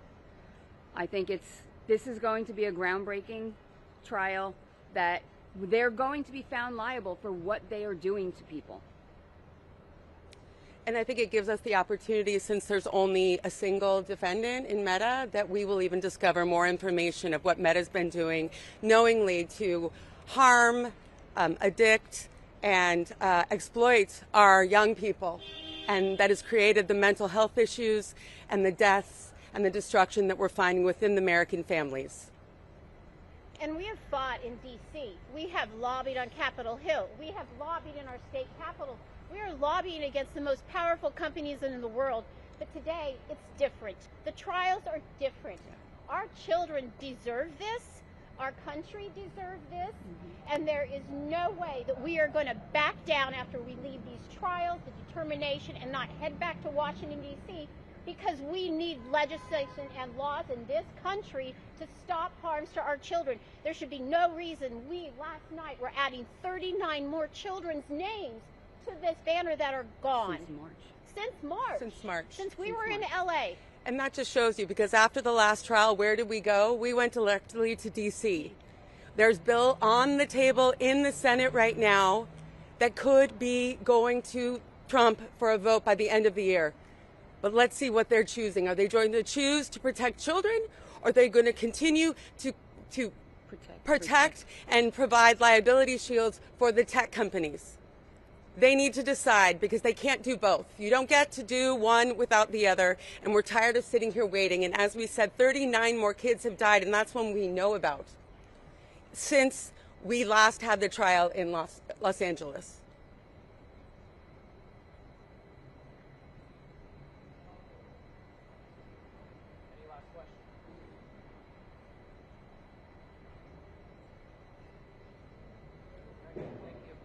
Thank you. Thank you for being here. Thank you. Thank you very much for covering this.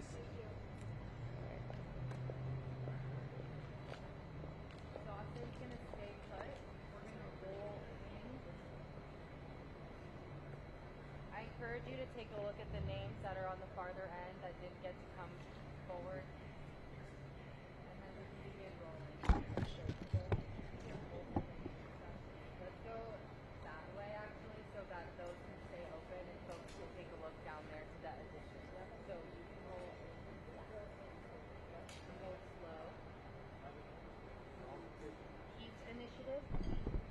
Thank you.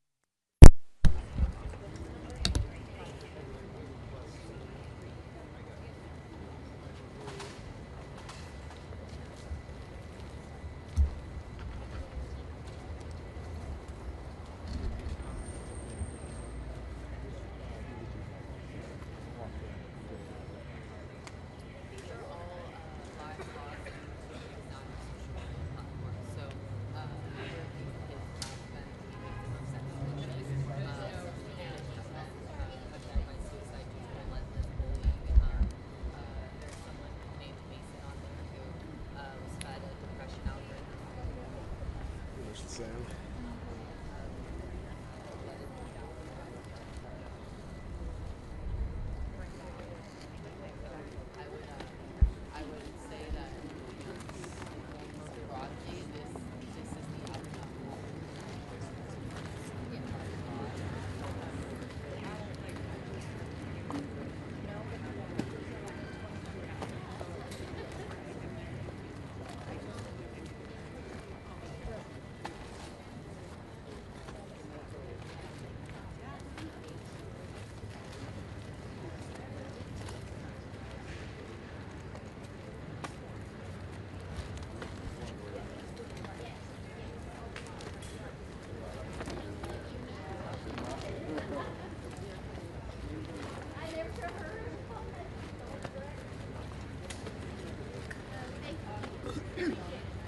Here's Anna, Lori's daughter, Anna Lee right there.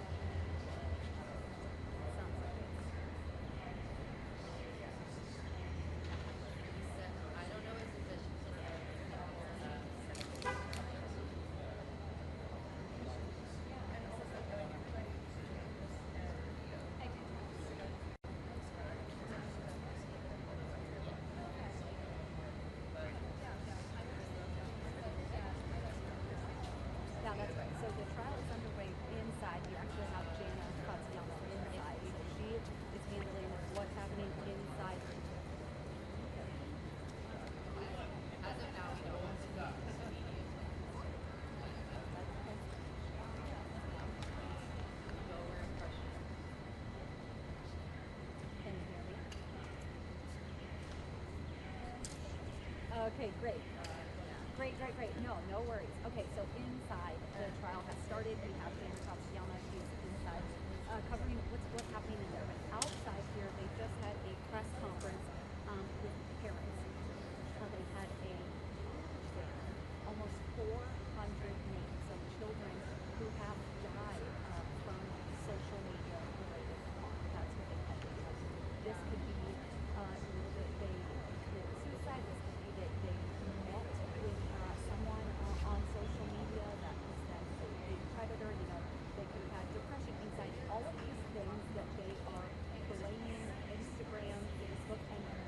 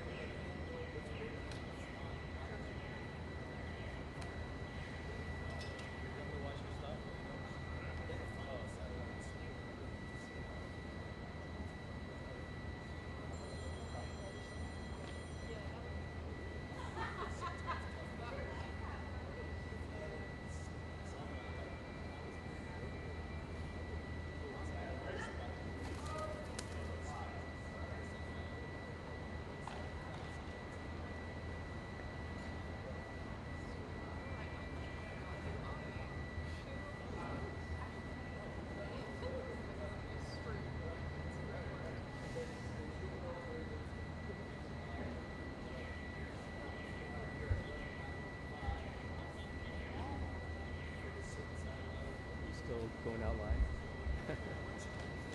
I think I just get to show up at the next location. It's a bunch of problems.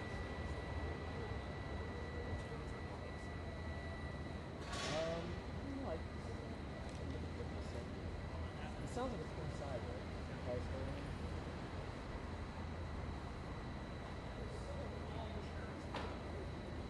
Huh. I think I've been there. It's not in City Hall. It's completely different.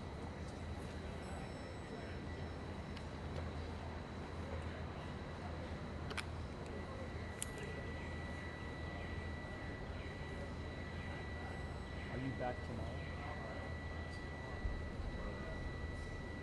Yeah. Just hope they can tell us like when something. I'm waiting around thinking it might be.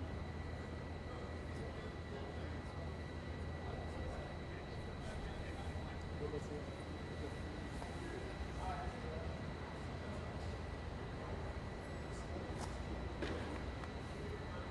This is super close for you.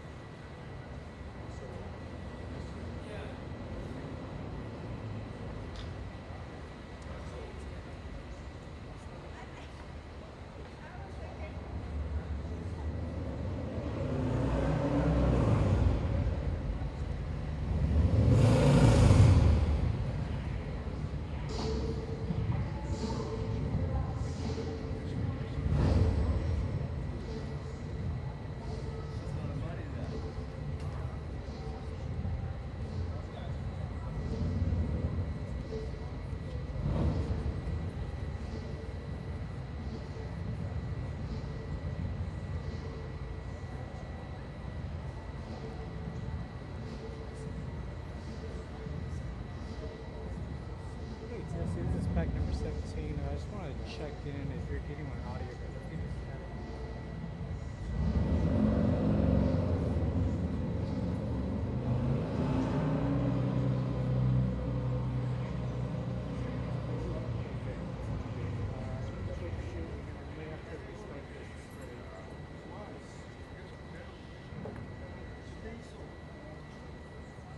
Okay, gotcha.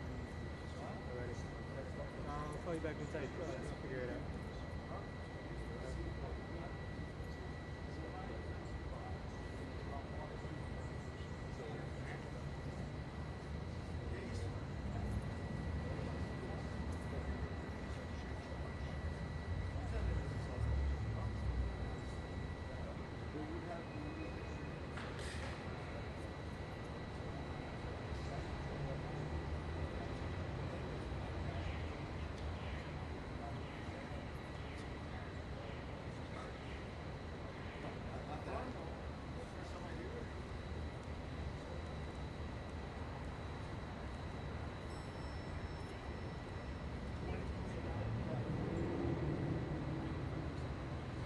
This is back in 17. I just restarted the Okay, cool. Sounds good. Alright, thank you. Okay. Go back down. State agency. It passed it yesterday.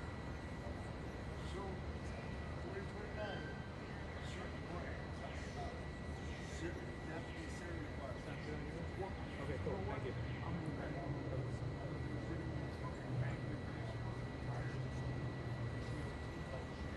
Oh, no, they don't need DOT. They can sell it. They can sell it. Every tire they use requirements, you know? They got all the tires that you see up there. Tire shops. They should be good. Alice Road.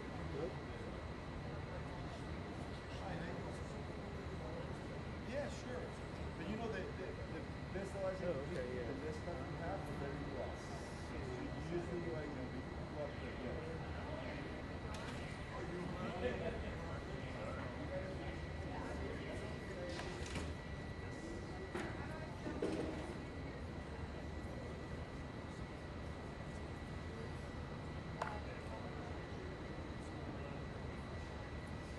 Let me see if I can figure out how to ask it.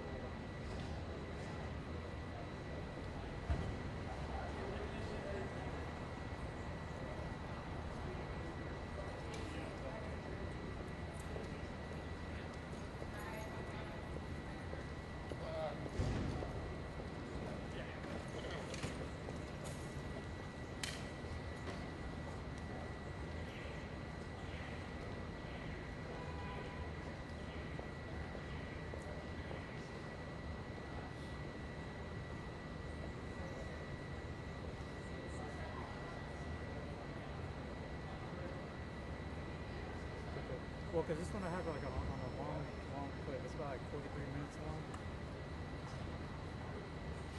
Yeah, it's the same clip. Let me try to.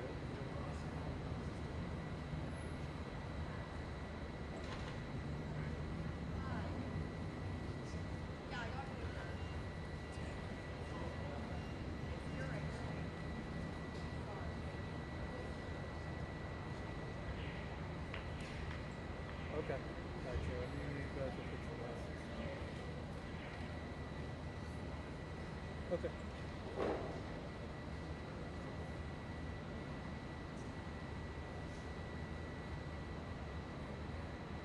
Yeah, let me get to 13 minutes and then just play it from there. That one is brand new. I never been to that one. I haven't tried that one. And there's one.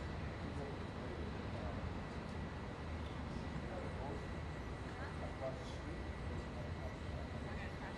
You got a lot.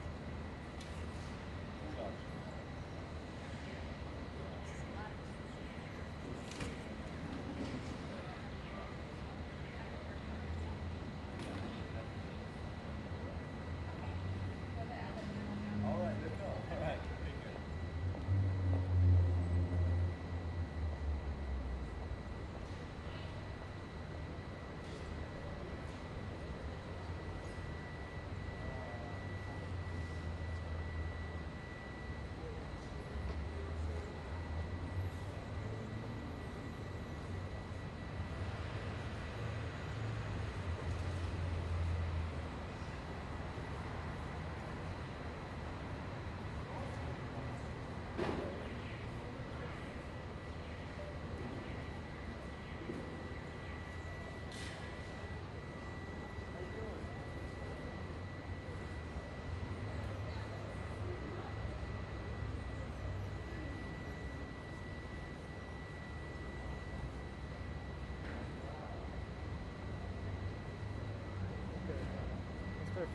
this guy?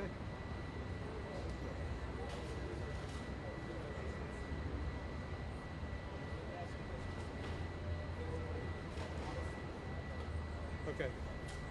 Should I start from the beginning of this section? Okay, gotcha.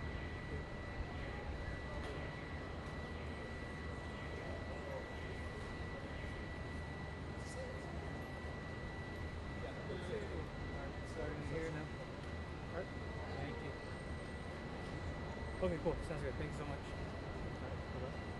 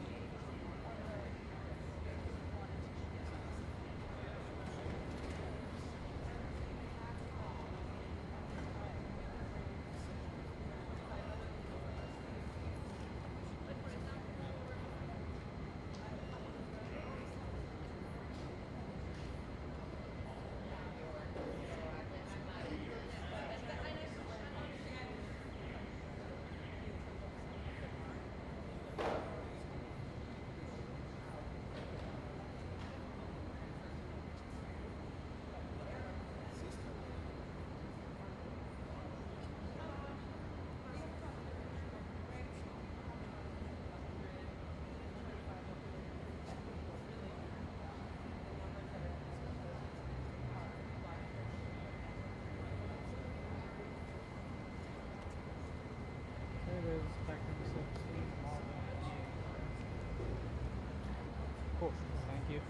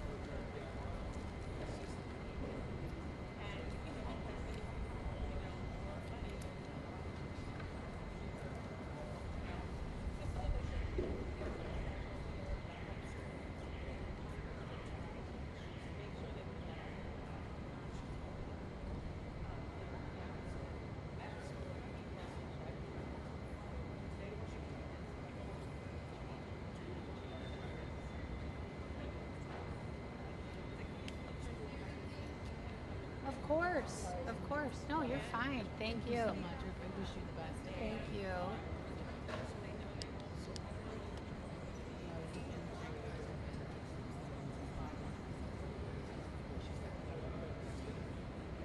We came up with that last night in Margaret.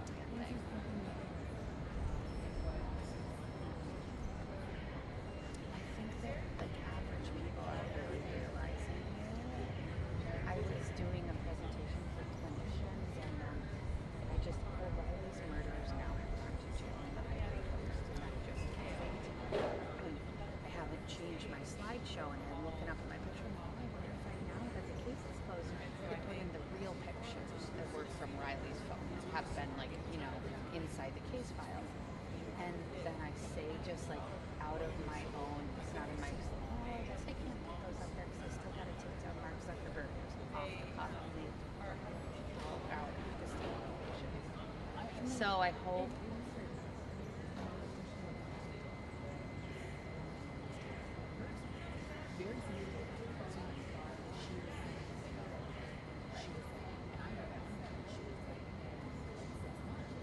And this was just like her bed. She was like, you know, it's very traumatic. She's like, I don't want to stay. She was just no longer for 6 months. And eventually, like, I told her, so she's like, and with the no, she's like, it's like, about to stay. She's like, there's no Yep, yep, exactly. It's so scary. I went to the National Center for Missing and Exploited Children too, and they just had to tell a 27-year-old big friend his 11-year-old images as an 11-year-old. I mean, talk about being traumatized, sustained trauma, all of it. But it was so good that we've had. Like, thank you. My joy. Thank you. Thank you. Take care.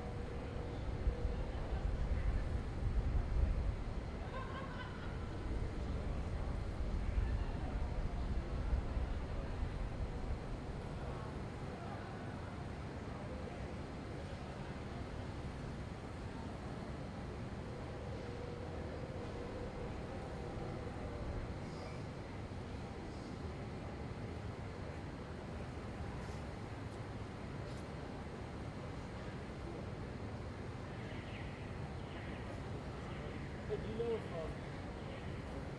know who the No idea. I mean, yeah, yeah, well, we have to after they're done. So we tell saying like, right after it's on. and then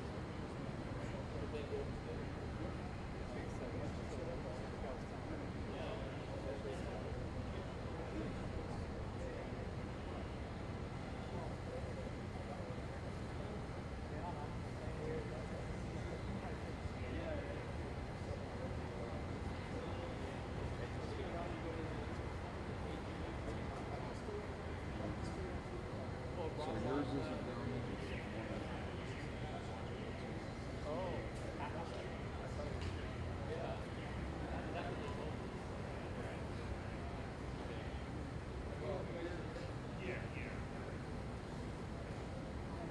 I got it.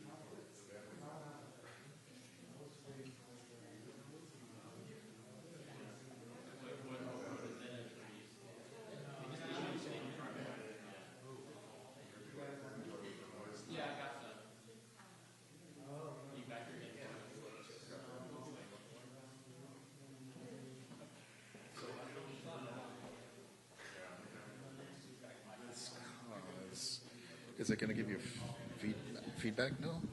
Okay. All right, then if you, yeah.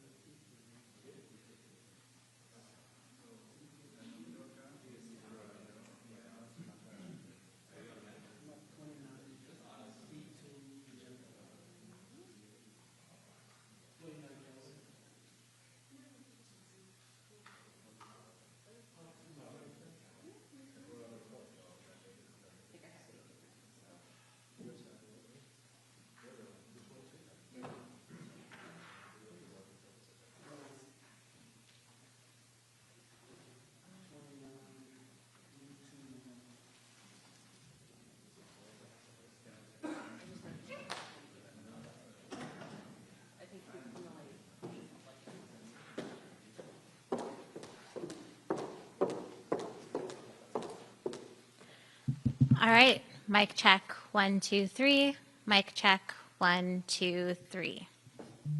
Do you need me to keep talking? Are we all good? Mic check, 1, 2, 3. Mic check, 1, 2, 3. Fabulous. A little bit more. Okay, are we good? Do you want me to start singing? Do a tap dance? I had a protein bar for lunch, I know. Not very good. Okay, we're good? Thank you.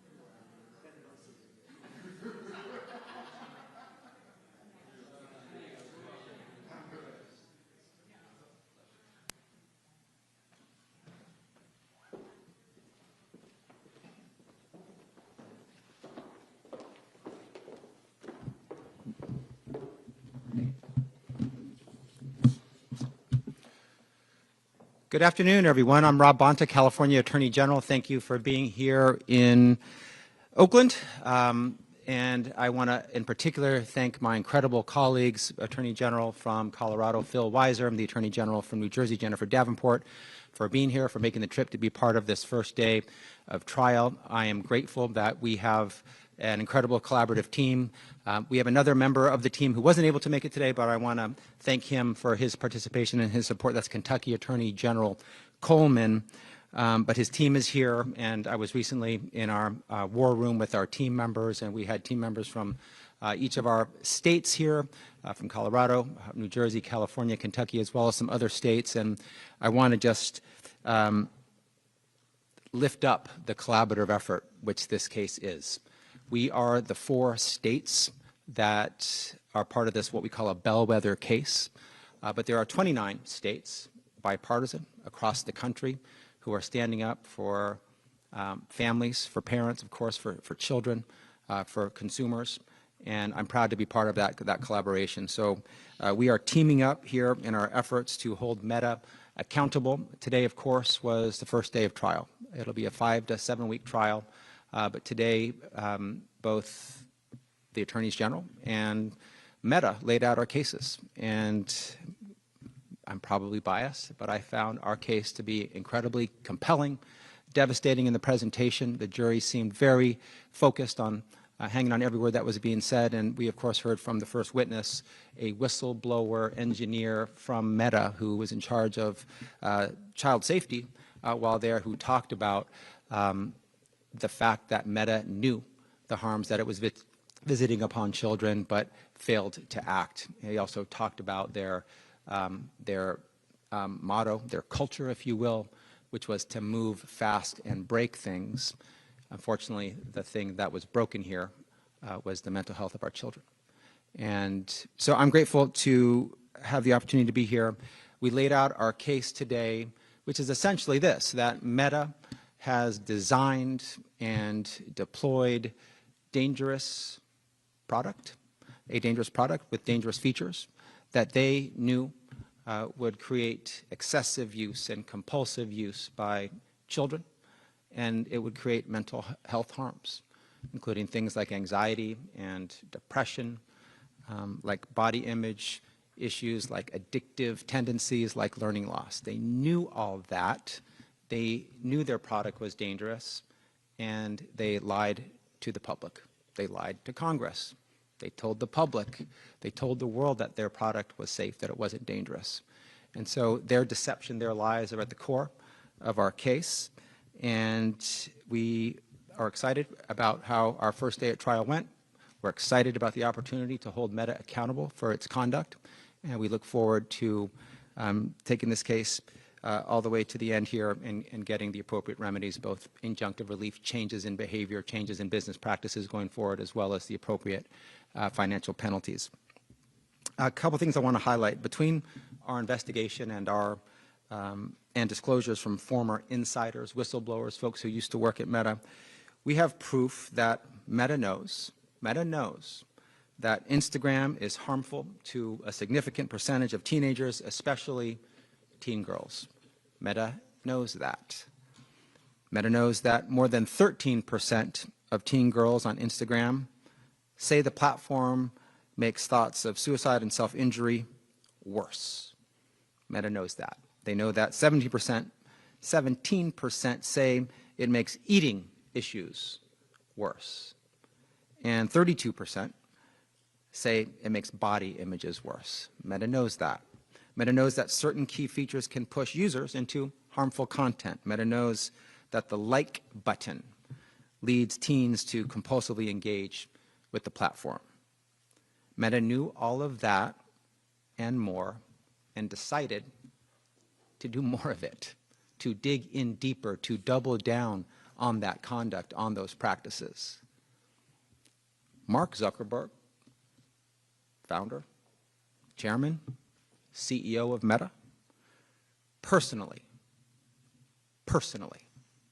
axed Meta's proposed policy to ban image filters that simulated the effects of plastic surgery, despite internal pushback from his own team. His own employees were telling him he shouldn't do this. And an expert consensus that such filters harm users' mental health, especially women and girls. Mr. Zuckerberg himself chose profits over the safety of children. He was presented with a choice where his own staff was telling him, this will hurt kids if you do it. We think you shouldn't do it.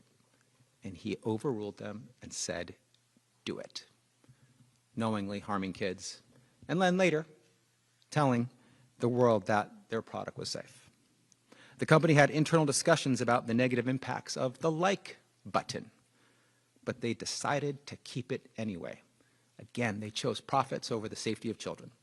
At the same time, the company affirmatively misled teens, it misled their parents and the public about the safety of its platforms for young users, and concealed the ways in which Instagram and Facebook exploit and manipulate its most vulnerable consumers, teenagers, and children.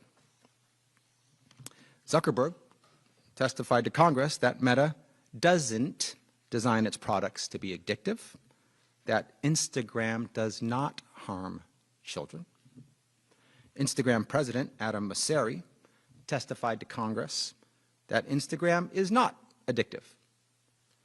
These and other statements by the companies were picked up in the media. They were relied on by teens, relied on by their parents, and relied on by the community at large.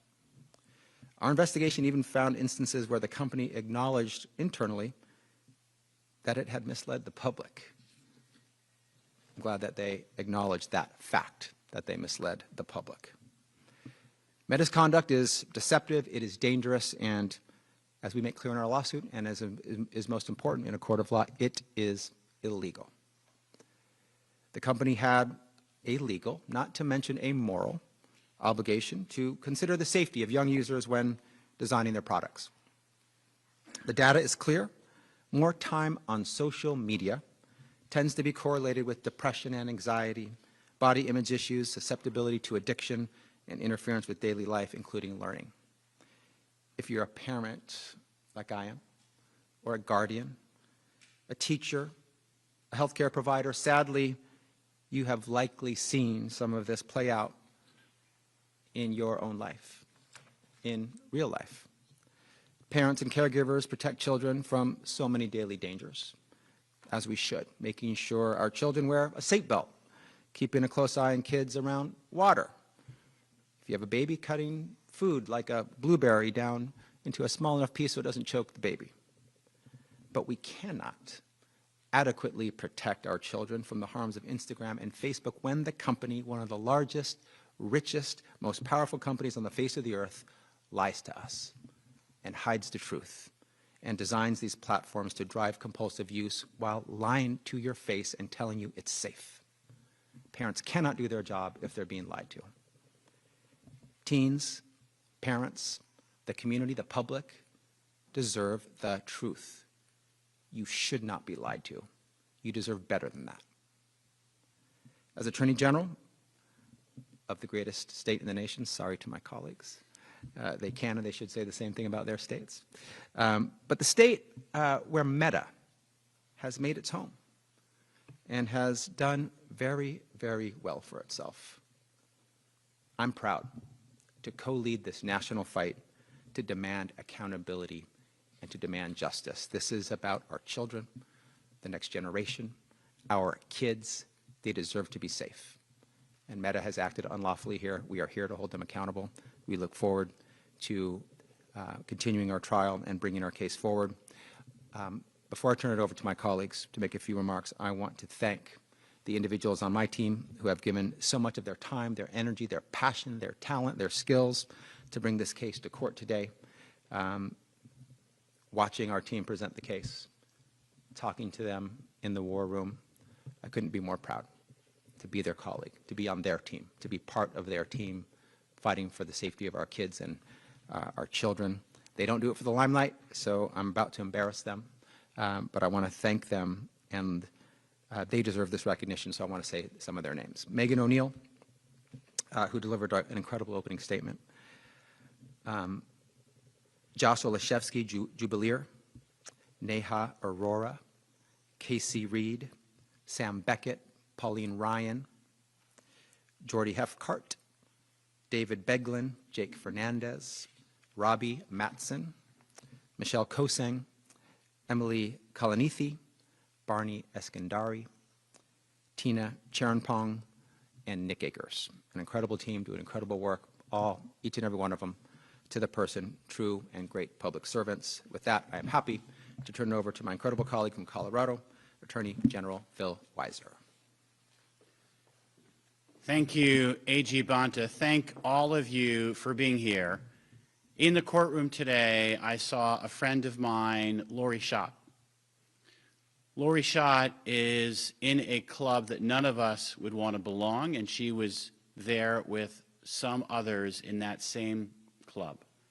Parents who've lost kids who've died by suicide after sustained exposure and engagement on social media platforms. Anna Schott was a beautiful little girl who loved her life on the eastern plains of Colorado, who spent hours and hours and hours on Instagram and had a social media addiction, watching videos that harmed her. The information that she received included guidance not to talk to her parents about her mental health because her parents would institutionalize her. Anna's no longer with us. She died by suicide. And Lori, through that pain, has found purpose. Purpose to stand for other kids and families by calling for accountability of social media platforms that are harming our kids and fueling a youth mental health crisis. There are now a generation of kids who have lost sleep because of notifications and alerts all hours of the night, who performed less well in school because they were distracted and tired, and even kids like Anna, who died by suicide. This social media-fueled youth mental health crisis demands action, and I am proud to be with a coalition of state AGs coast to coast from both political parties in court in the case that will provide meaningful relief and address these harms. The way that Meta has managed Instagram and Facebook has been, as AG Bonta described, deceptive. It's been wrongful and it's been illegal. It has ended lives like Anna's. It has harmed families like Lori's. It has hurt communities. It's prevented kids from thriving and damaged a generation of young people. In the midst of this crisis, the AG community is stepping up. All of us united on a bipartisan basis to take on the goal based on the following observation: that our kids deserve better, that we can do better. We can address this mental health crisis, including by making sure families know the truth about social media, by making sure the types of actions and features that were talked about today are addressed, because our young people's both mental health and physical health has been compromised.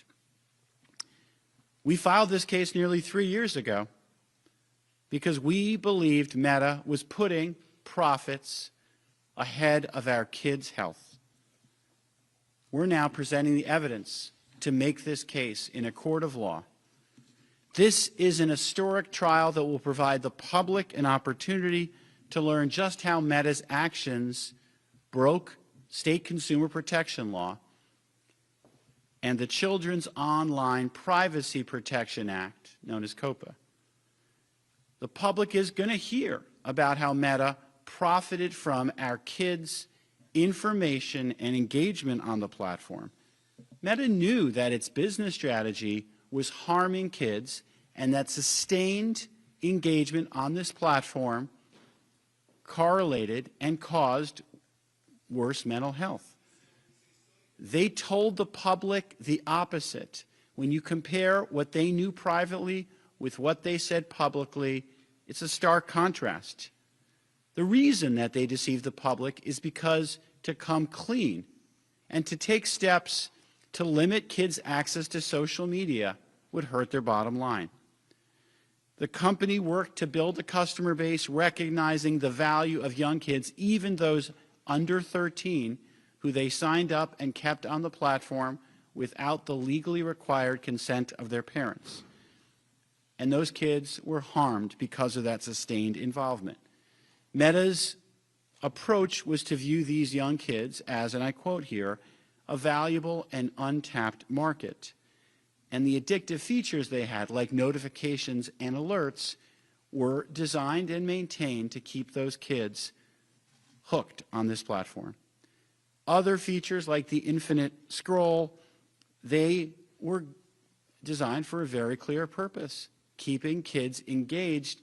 And the efforts that Meta made to give kids an off-ramp, as was said in court today, were too little and too late. And the harm, less sleep, distracted kids, kids with worse mental health, remains alarming and a call to action. The fact that Meta downplayed these risks and deceived the public violates consumer protection law.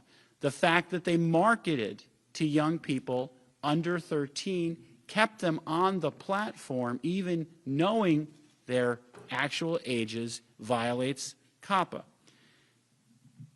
The extensive harms, as AG Bonta noted, are not only lives that were lost like Anna, but a range of mental health harms ranging from anxiety and depression, loneliness, lack of sleep, body image problems, eating disorders, and physical harm. Meta knew this was all happening, and yet they kept young people hooked because for them, less time online was less money in the pockets. The policies that Meta is now starting to talk about are basically relying on young people accurately reporting their ages, and as said in court today, when young people put in their actual birth date under 13 years of old, Meta doesn't remove them from the platform. Meta prompts them to put in a different date. These efforts are so easily overcome that they're not meaningful steps. And to say that parents should have been doing more, frankly, offends me as a parent, because parents have been told now for some time there's nothing to worry about. Meta hasn't shared the truth that remained kept from the public. There were several efforts to keep this case from a courtroom, starting in 2025 when Meta sought to dismiss this case, and the court has allowed these claims to proceed. There was then an effort to go to the Court of Appeals, and the Ninth Circuit refused to stay the trial, and that brings us here today. Today, we are asking the court to hold Meta accountable, to stop its unlawful practices, and to require the company to follow laws that protect kids and consumers and the public health. Just like a generation ago with Big Tobacco, Meta, like other social media platforms, has engaged in behavior to maximize its profits while harming the public health. With this trial, we're sending an important message. Powerful technology companies must follow the law, and if they don't, we will hold them to account. I join the thanks and appreciation of AG Bonta of the incredible team that's worked on this case, including a number of lawyers from Colorado who are out here and will be here for the weeks ahead to put on a very complicated case. It's worth noting that the states are not hiring an outside law firm, but it's our lawyers up against some of the highest price legal talent that money can buy, because we believe in our team, because we believe in our case, and we know that we're better together. I now introduce another fabulous part of this team, my colleague and friend, New Jersey Attorney General Jen Davenport. Thank you, General Weiser. As is said, today a landmark trial began, and we're one step closer towards shutting the door on an era in which big tech's engineering schemes harm our kids without consequences. Today, as you've heard, my colleagues and I stood in court representing a bipartisan group of state attorneys general, describing to a judge and a jury the tragic effects of how these online platforms work and how they're designed. And as the mother of two daughters, 12 and 14, I felt sick. I felt sick when I read the effects of Meta's Instagram features on still developing children, including pro-anorexia content and algorithms that, if you view content about self-harm, lead the platform to deliver even more content about self-harm. And beyond that, discussions among executives about how to make all of this even more readily available to children under 13. I'm disgusted, I'm angry, we all should be angry. As parents and as trusted adults, we decide whether a social media platform is appropriate for our kids. But we can only do that well and appropriately when we have truth and facts, not deceptive advertising or lies about safety. A $1 trillion tech company like Meta is risking our kids' mental health and physical safety. Our data and our children's data are being fed into their addictive algorithms to help further increase their profits. And they've lied to us about the safety of their platforms, including how they exploit the vulnerabilities of young children and teens. Nothing is more important than our kids' well-being. And there's no world in which our kids' well-being should be sacrificed or exploited to help reap ever greater profits for big tech. New Jersey has been so proud to co-lead this nearly nationwide effort for more than 5 years. So proud to work alongside our colleagues in California, Colorado, and Kentucky in litigating this case. Our coalition of states understands the need to address the harm companies like Meta are causing our children. And today builds on years of hard work on investigation by dedicated public servants, not only on our team, but across the country. From New Jersey, I want to recognize the entire team and specifically mention Kosh Chan, Tom Hwin, Brian McDonough, Verna Pratazé, Mandy Wong, Patrick Masal, and Eva Zovko, along with many others. The opening of trial today sends a necessary message to companies that would treat our kids as nothing more than data to be monetized. We won't let this happen. Change your ways or face legal accountability for your actions. As public servants, we all stand up every single day to protect public safety. And in New Jersey, we will always protect the safety of our kids. I'll now turn it back to AG Bonta. Well, thank you once again. Very proud and pleased to be part of this incredible team bringing this landmark case. We're happy to answer any questions. I do want to say there might be some questions about California news of the day or other things that are off topic. I will make myself available for Publicize if there are any of those questions. Let's try to keep these questions you're about to ask on topic about this case and this trial. With that, we're happy to answer your questions. Yeah. What's your understanding of the practical and financial effects on Meta of potentially owing tens of billions of dollars in penalties for there are a number of services that aren't directly being challenged here, like WhatsApp, or that aren't directly related on Instagram and the Facebook Meta platform. Well, if you're asking about the remedies that we're seeking and what kind of impact that might have, let me tell you about what those might be. We're definitely, as we talked about today in trial in our case, looking to what we call injunctive relief, business practices being changed in the future, one of which is stop lying, stop deceiving the public, but also we are looking for some changes in those underlying features, product features that lead to the obsessive, excessive, compulsive behaviors that Meta knew about and designed their products to create. Things like autoplay and infinite scroll and likes and beeps and alerts and algorithmic feed, and others. So we're looking for some changes in business practices. And of course, along with our case, should we be successful, and we believe we will, there is the possibility for financial payment by Meta for civil penalties, for disgorgement, for restitution. This is not a case about damages. And the judge will decide what that is. And we leave it to the judge in her best discretion to determine an appropriate financial penalty, disgorgement, and restitution. Anything to add?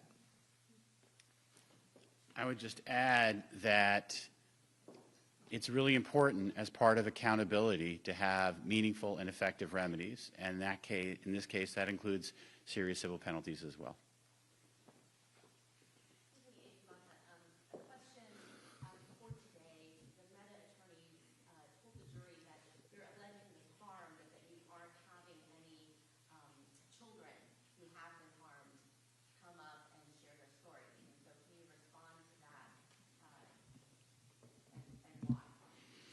I think they're stuck in some improper legal regime that they're mapping onto this case when it doesn't fit.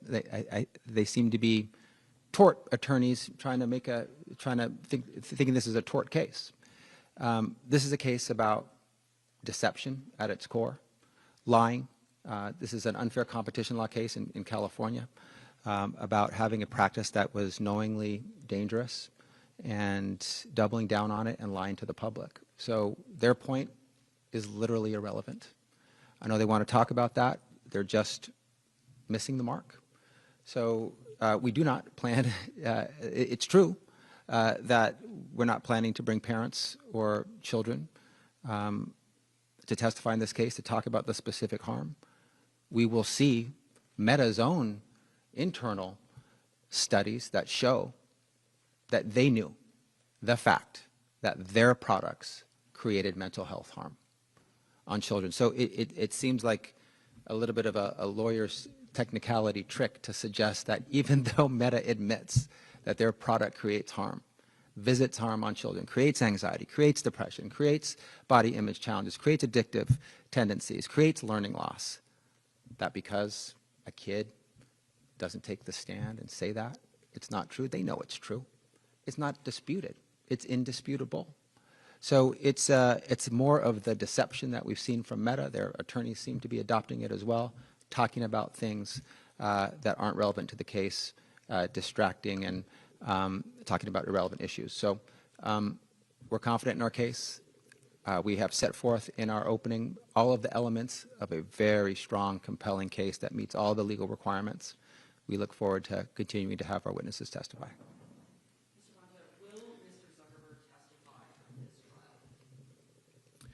Unknown at this point. Of course, he's testified in other trials. I think he testified in Los Angeles in that trial that Meta lost. I think he testified in New Mexico in that trial that Meta lost. I'm not sure if he testified in Tennessee. Meta has not lost that trial yet, but I think they will. So unknown. We have all sorts of evidence, witnesses, including whistleblowers, former employees, studies from Meta, experts, and others that can make a very compelling case. Whether Mr. Zuckerberg is part of those who testify as a witness in this case is still TBD. Would you like to see him on the stand? I don't have a personal preference. I want us to bring the strongest case that we have, advance our evidence. We have an enormous amount of it that can be told in many different ways, on many different days, and I look forward to our team doing that.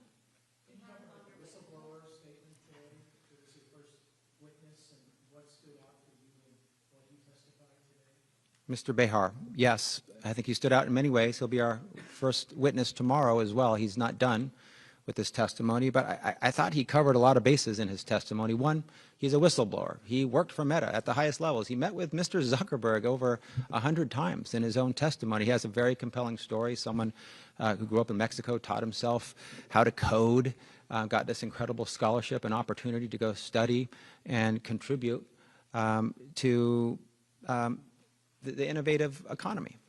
And he, as a recipient witness, had a lot of experience as to the approaches that Meta had, this idea that they should move fast and break things, meaning they're not doing all they can to keep kids safe. They're moving fast. They're not taking those steps. They're breaking things like the mental health of kids. I thought that was particularly compelling, very insightful. He also talked about his own experience as a parent and his own daughter, who I think was on Instagram or another social media platform, who was getting sexual content sent to her, sexual images, sexual overtures, and he struggled as a parent to know how to deal with that. And he also knew that those in charge, if she was looking at Instagram, and if I'm recalling that correctly, were not doing enough to protect his own daughter. He was linking the dots as both a victim and someone who had percipient knowledge of the lack of action that was being taken by Meta to keep his own daughter safe. So, you know, as a non-retained expert, if you will, as a parent, as someone with inside knowledge about how Meta operated, or, you know, in terms of addressing the mental health harms to kids, not operating and not acting, I thought he was incredibly compelling, and it was a great way to start the case.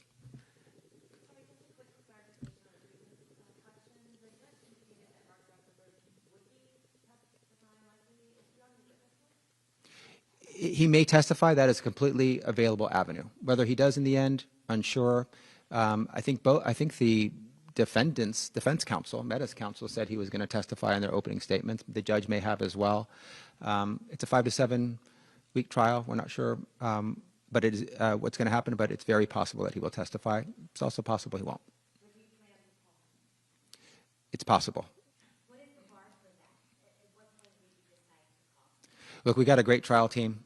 We discuss strategy, witness order, what we want to focus on, what we want to respond to, what motions we're going to bring, often in real time each day. Whether and when and if Mr. Zuckerberg testifies will be part of those discussions.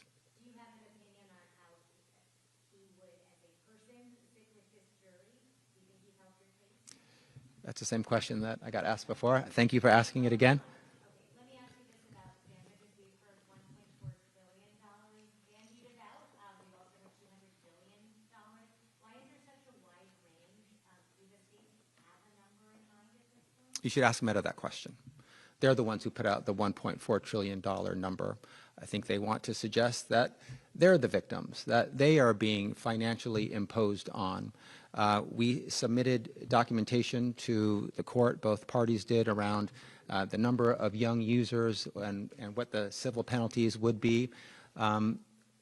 Meta took it upon themselves to start talking to the press about the highest possible number that could ever be calculated based on that data. That's not something that we asked for. That's not something we're seeking. We leave it to the judge, who will decide, who has vast discretion to determine the final amount of financial payment by Meta. And I want to be clear, this is not a damages case. And you used the word, and I think you just meant financial payment. But I want to be clear, this is about civil penalties, restitution, and disgorgement. That's it, not damages. This is not a damages case. And to be clear, we are not asking for $1.4 trillion. I do want to be clear about who the victims are here. Meta is not the victim. Meta is the perpetrator.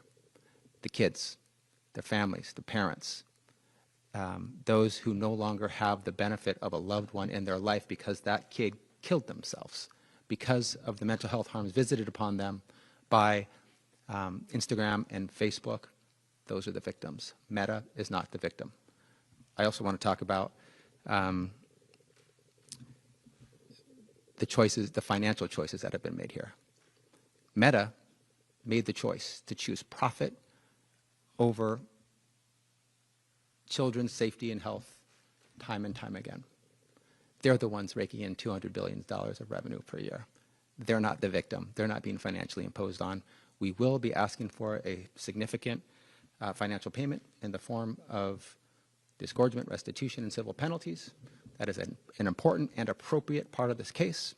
The judge will exercise the discretion as to what that will be. It will not be, and we are not asking for it to be $1.4 trillion. Now, is this a figure that you estimated, and then you're saying that it took that figure and said, like, oh, see, you're asking for the most? It's a figure Meta estimated, based on the number of young users and multiplied by the penalty the penalties available under the unfair competition laws at issue in this case. In the opening statements by the Meta side, they didn't deny that any of the sort of internal communications that they had or internal studies that they did pointed out some of the various risks and harms. That seems that their case is they're trying to make a case. The fact that we were trying to remedy these and took steps to try to fix these shows that you don't advocate it as AG. We weren't avoiding these issues. We were working on these issues. And it's a work in progress. How do you respond to that? I think a work in progress is the best you can call these, what we've described, I think, accurately as tissue paper protocols or actions. This idea that, you know, you have some tool that they want to point to that they say is a work in progress that a kid with the swipe of a finger can bypass. I think that's all you really need to know about what they were saying. That's the, you know, they are framing it in the light most favorable to them, and the best they can say is that it's a work in progress. And you know, one of the first two things that they said was, you know, they said that teens have a problem managing their time. They were trying to lay this on the teens, and you know, don't mind the fact that they were literally studying young people's brains to see how they operate, knowing that they react to rewards and affirmation, designing their products to hook them because their brains work like that. And then they're saying, you know, sometimes kids just, they can't manage their time. Maybe they're on social media. That's your best argument. They also said that, you know, sometimes those younger than 13, they lie about their age. So Meta, one of the most sophisticated, most powerful, wealthiest businesses on the face of the earth, is getting outsmarted by 11 and 12-year-olds and can't figure out that they're on their platform and deplatform them. Why? They want them on their platform. They said that 10, 11, and 12-year-olds are special. They say the young ones are the best ones. They want to maximize teen time spent. That's what they want. So they turn a blind eye to all of the 11, 12-year-olds that are on their platform. They pretend they can't do anything about it, and then they blame them for not managing their time. I mean, the gall to come in and blame the kids, the victims, who they are harming, as the ones responsible. I think they got off on a pretty slow foot today, just my humble opinion. Anything you want to add? Yeah, I want to add 2 points. First, as was said, their responses were too little and too late.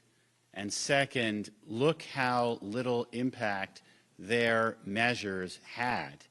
Their measures have not decreased the engagement, the amount of time, the nature of the addiction. And the fact that these measures are tissue paper measures or half measures is all you need to know. And the one thing I'll add to that, as you heard from the witness today, Mr. Bayar, and you'll hear more, is what are they measuring? Pay attention to that. What are they measuring? How do they define it? And is it really a measure in order to hurt folks? Is it a measure to make sure that they're increasing their profits? Can I just ask all three of you what you see as being the most important feature of Meta's business that needs to change? Is it getting kids under 13 off the platform? Is it infinite scroll? Beyond the money, what is the most important priority for each of you to see the company change its practices? There are 3, and I'm not sure I can choose. First, stop the deception. They know the truth. Tell the truth. We have a youth mental health crisis that is fueled by extensive social media engagement that includes dangerous content. They've downplayed this harm. They need to come clean. Number 2, they're deliberately keeping people addicted. These notifications and alerts during the school day, all hours of the night, is wrong. It's harming our kids. We need to do better for our kids. And third, we need young kids, those special 10, 11, and 12-year-olds, not to be engaged on this platform without their parents' consent or knowledge. So I don't know I can choose between those 3 goals, but those are my top 3. I echo that. And I think what's really, if you think about, allow people to make choices based on information that is true. And it goes to that first point, right? We just like we have with the jury, right? Juries are amazing because they think about the issues and they're able to take that information and make a decision. That's what we want to have here for parents and for trusted adults. Make decisions based on facts and not lies and deception. It's a tough question because everything that we've advanced here is very important. But I would first say stop lying, stop misrepresenting, stop deceiving the public. That's top of mind.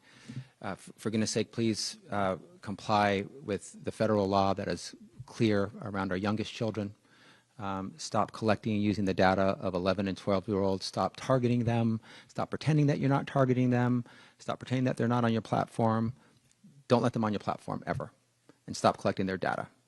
And then, there's a whole constellation of features that they've designed to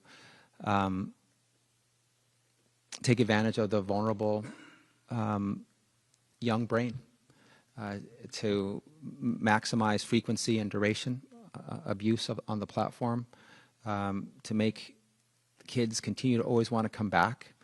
The ephemeral content, the disappearing content, like Instagram stories, the auto scroll, the autoplay and the infinite scroll, where you can, start at one time and look up, and it's 3 hours later. It does that by design. That's not the individual that's responsible for that. It is being used exactly the way it's supposed to be. So between all the features, it's hard to pick. But the lying and the deceiving has to stop, and the taking advantage of kids' brains and then lying about it in a way that's so dangerous needs to stop as well. Because Meta's rivals aren't involved in this case, how are you planning on advocating for these design changes? I mean, the New Mexico judge was saying they couldn't necessarily do that. It would be unfair for the rivals in that state, that Meta-specific case.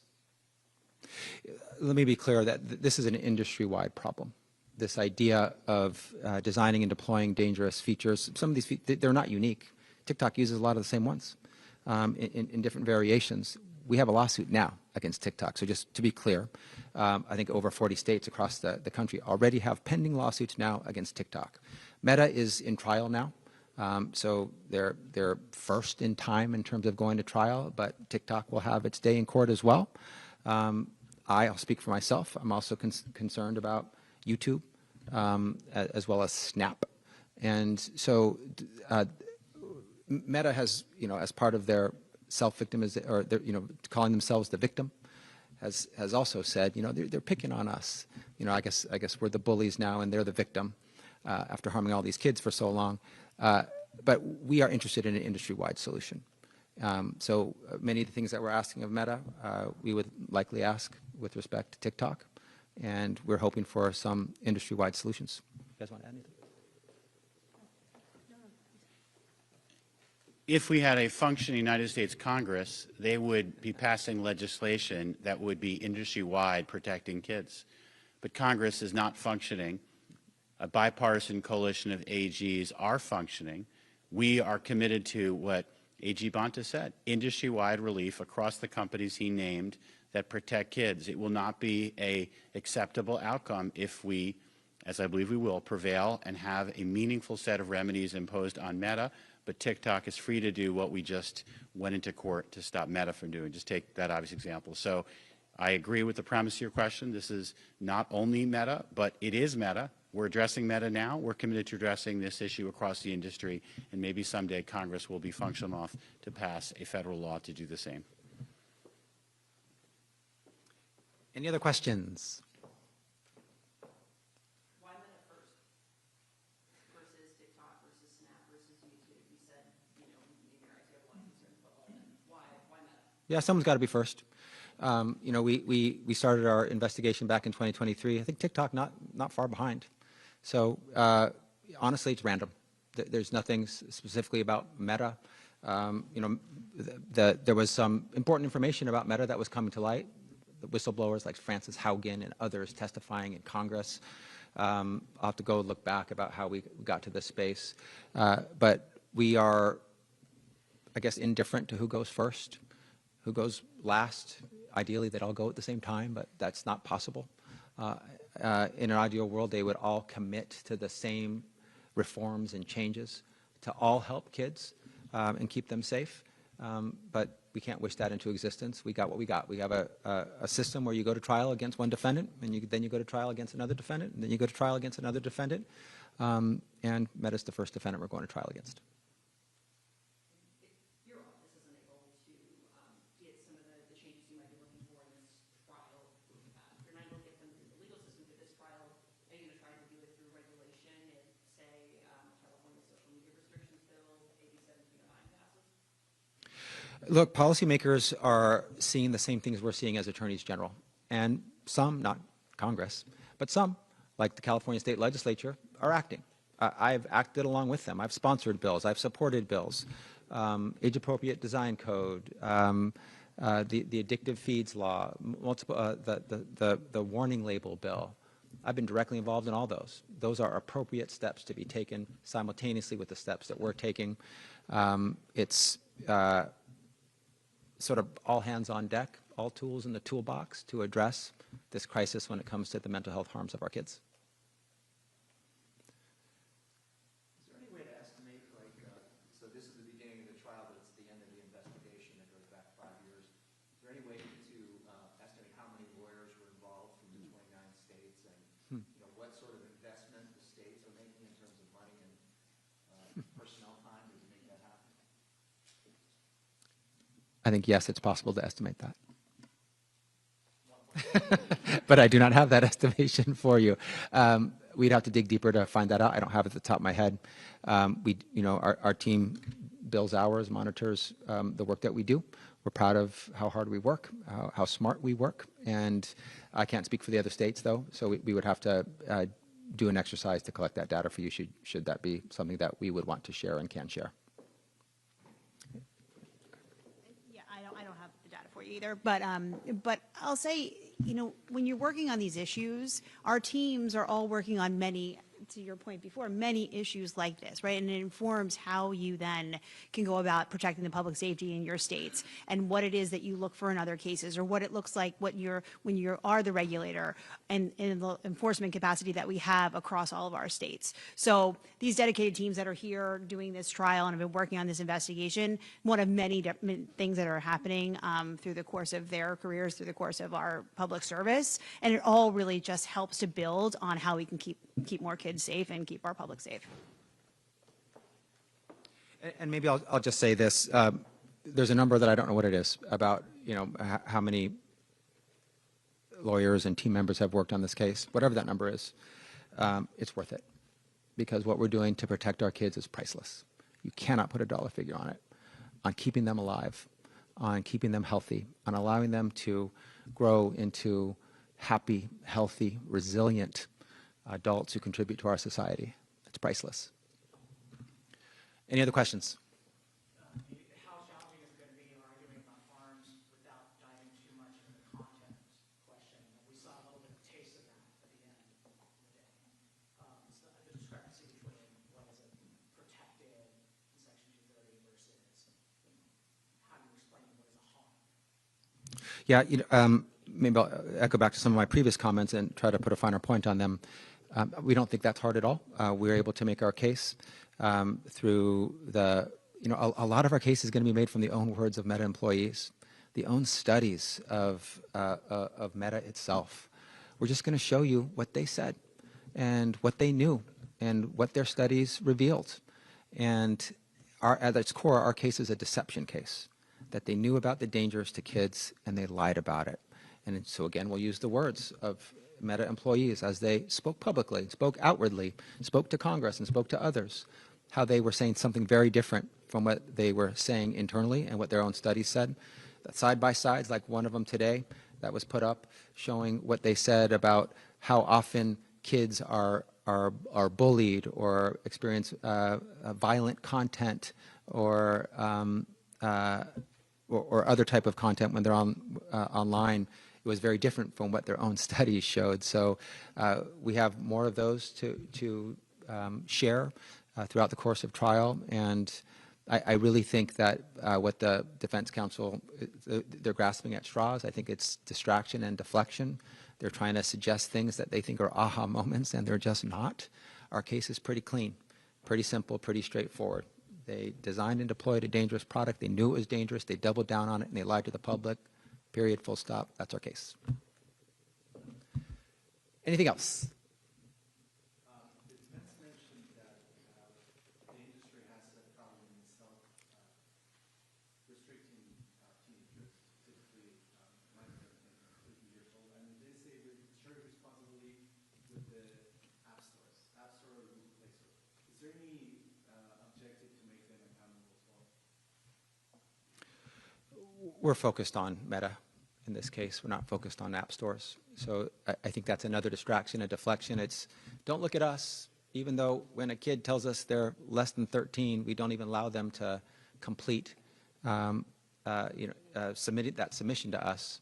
Don't mind the fact that we know that there are young folks on our platform, and we're happy to have them because they're special, because they give us more teen time spent. Go look at the app stores. We're not worried about the app stores. Meta is accountable for Meta. What it knew, what it didn't do, knowing that, and how it lied to the public. So we're focused on Meta, not app stores. What do you think about the comparisons between big tobacco and settlement in the late 90s with what is happening in the There are several parallels. First, they're both bipartisan state AG investigations. Second, they both are happening in a context where Congress failed to act. And third, they both involve public health and, in some cases, marketing to kids that hurt kids' health. Think all the efforts around Joe Camel back then that were harming kids' health. Here, we know that kids are being marketed to specially, and it's hurting their health. So there are a number of similarities. There are obviously differences as well, but I do think the way the state AGs as a bipartisan coalition are filling a breach that has been left by Congress to protect our kids is a through line in both cases.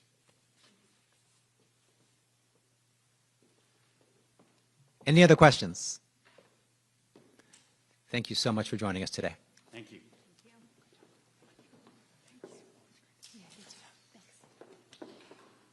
Thanks.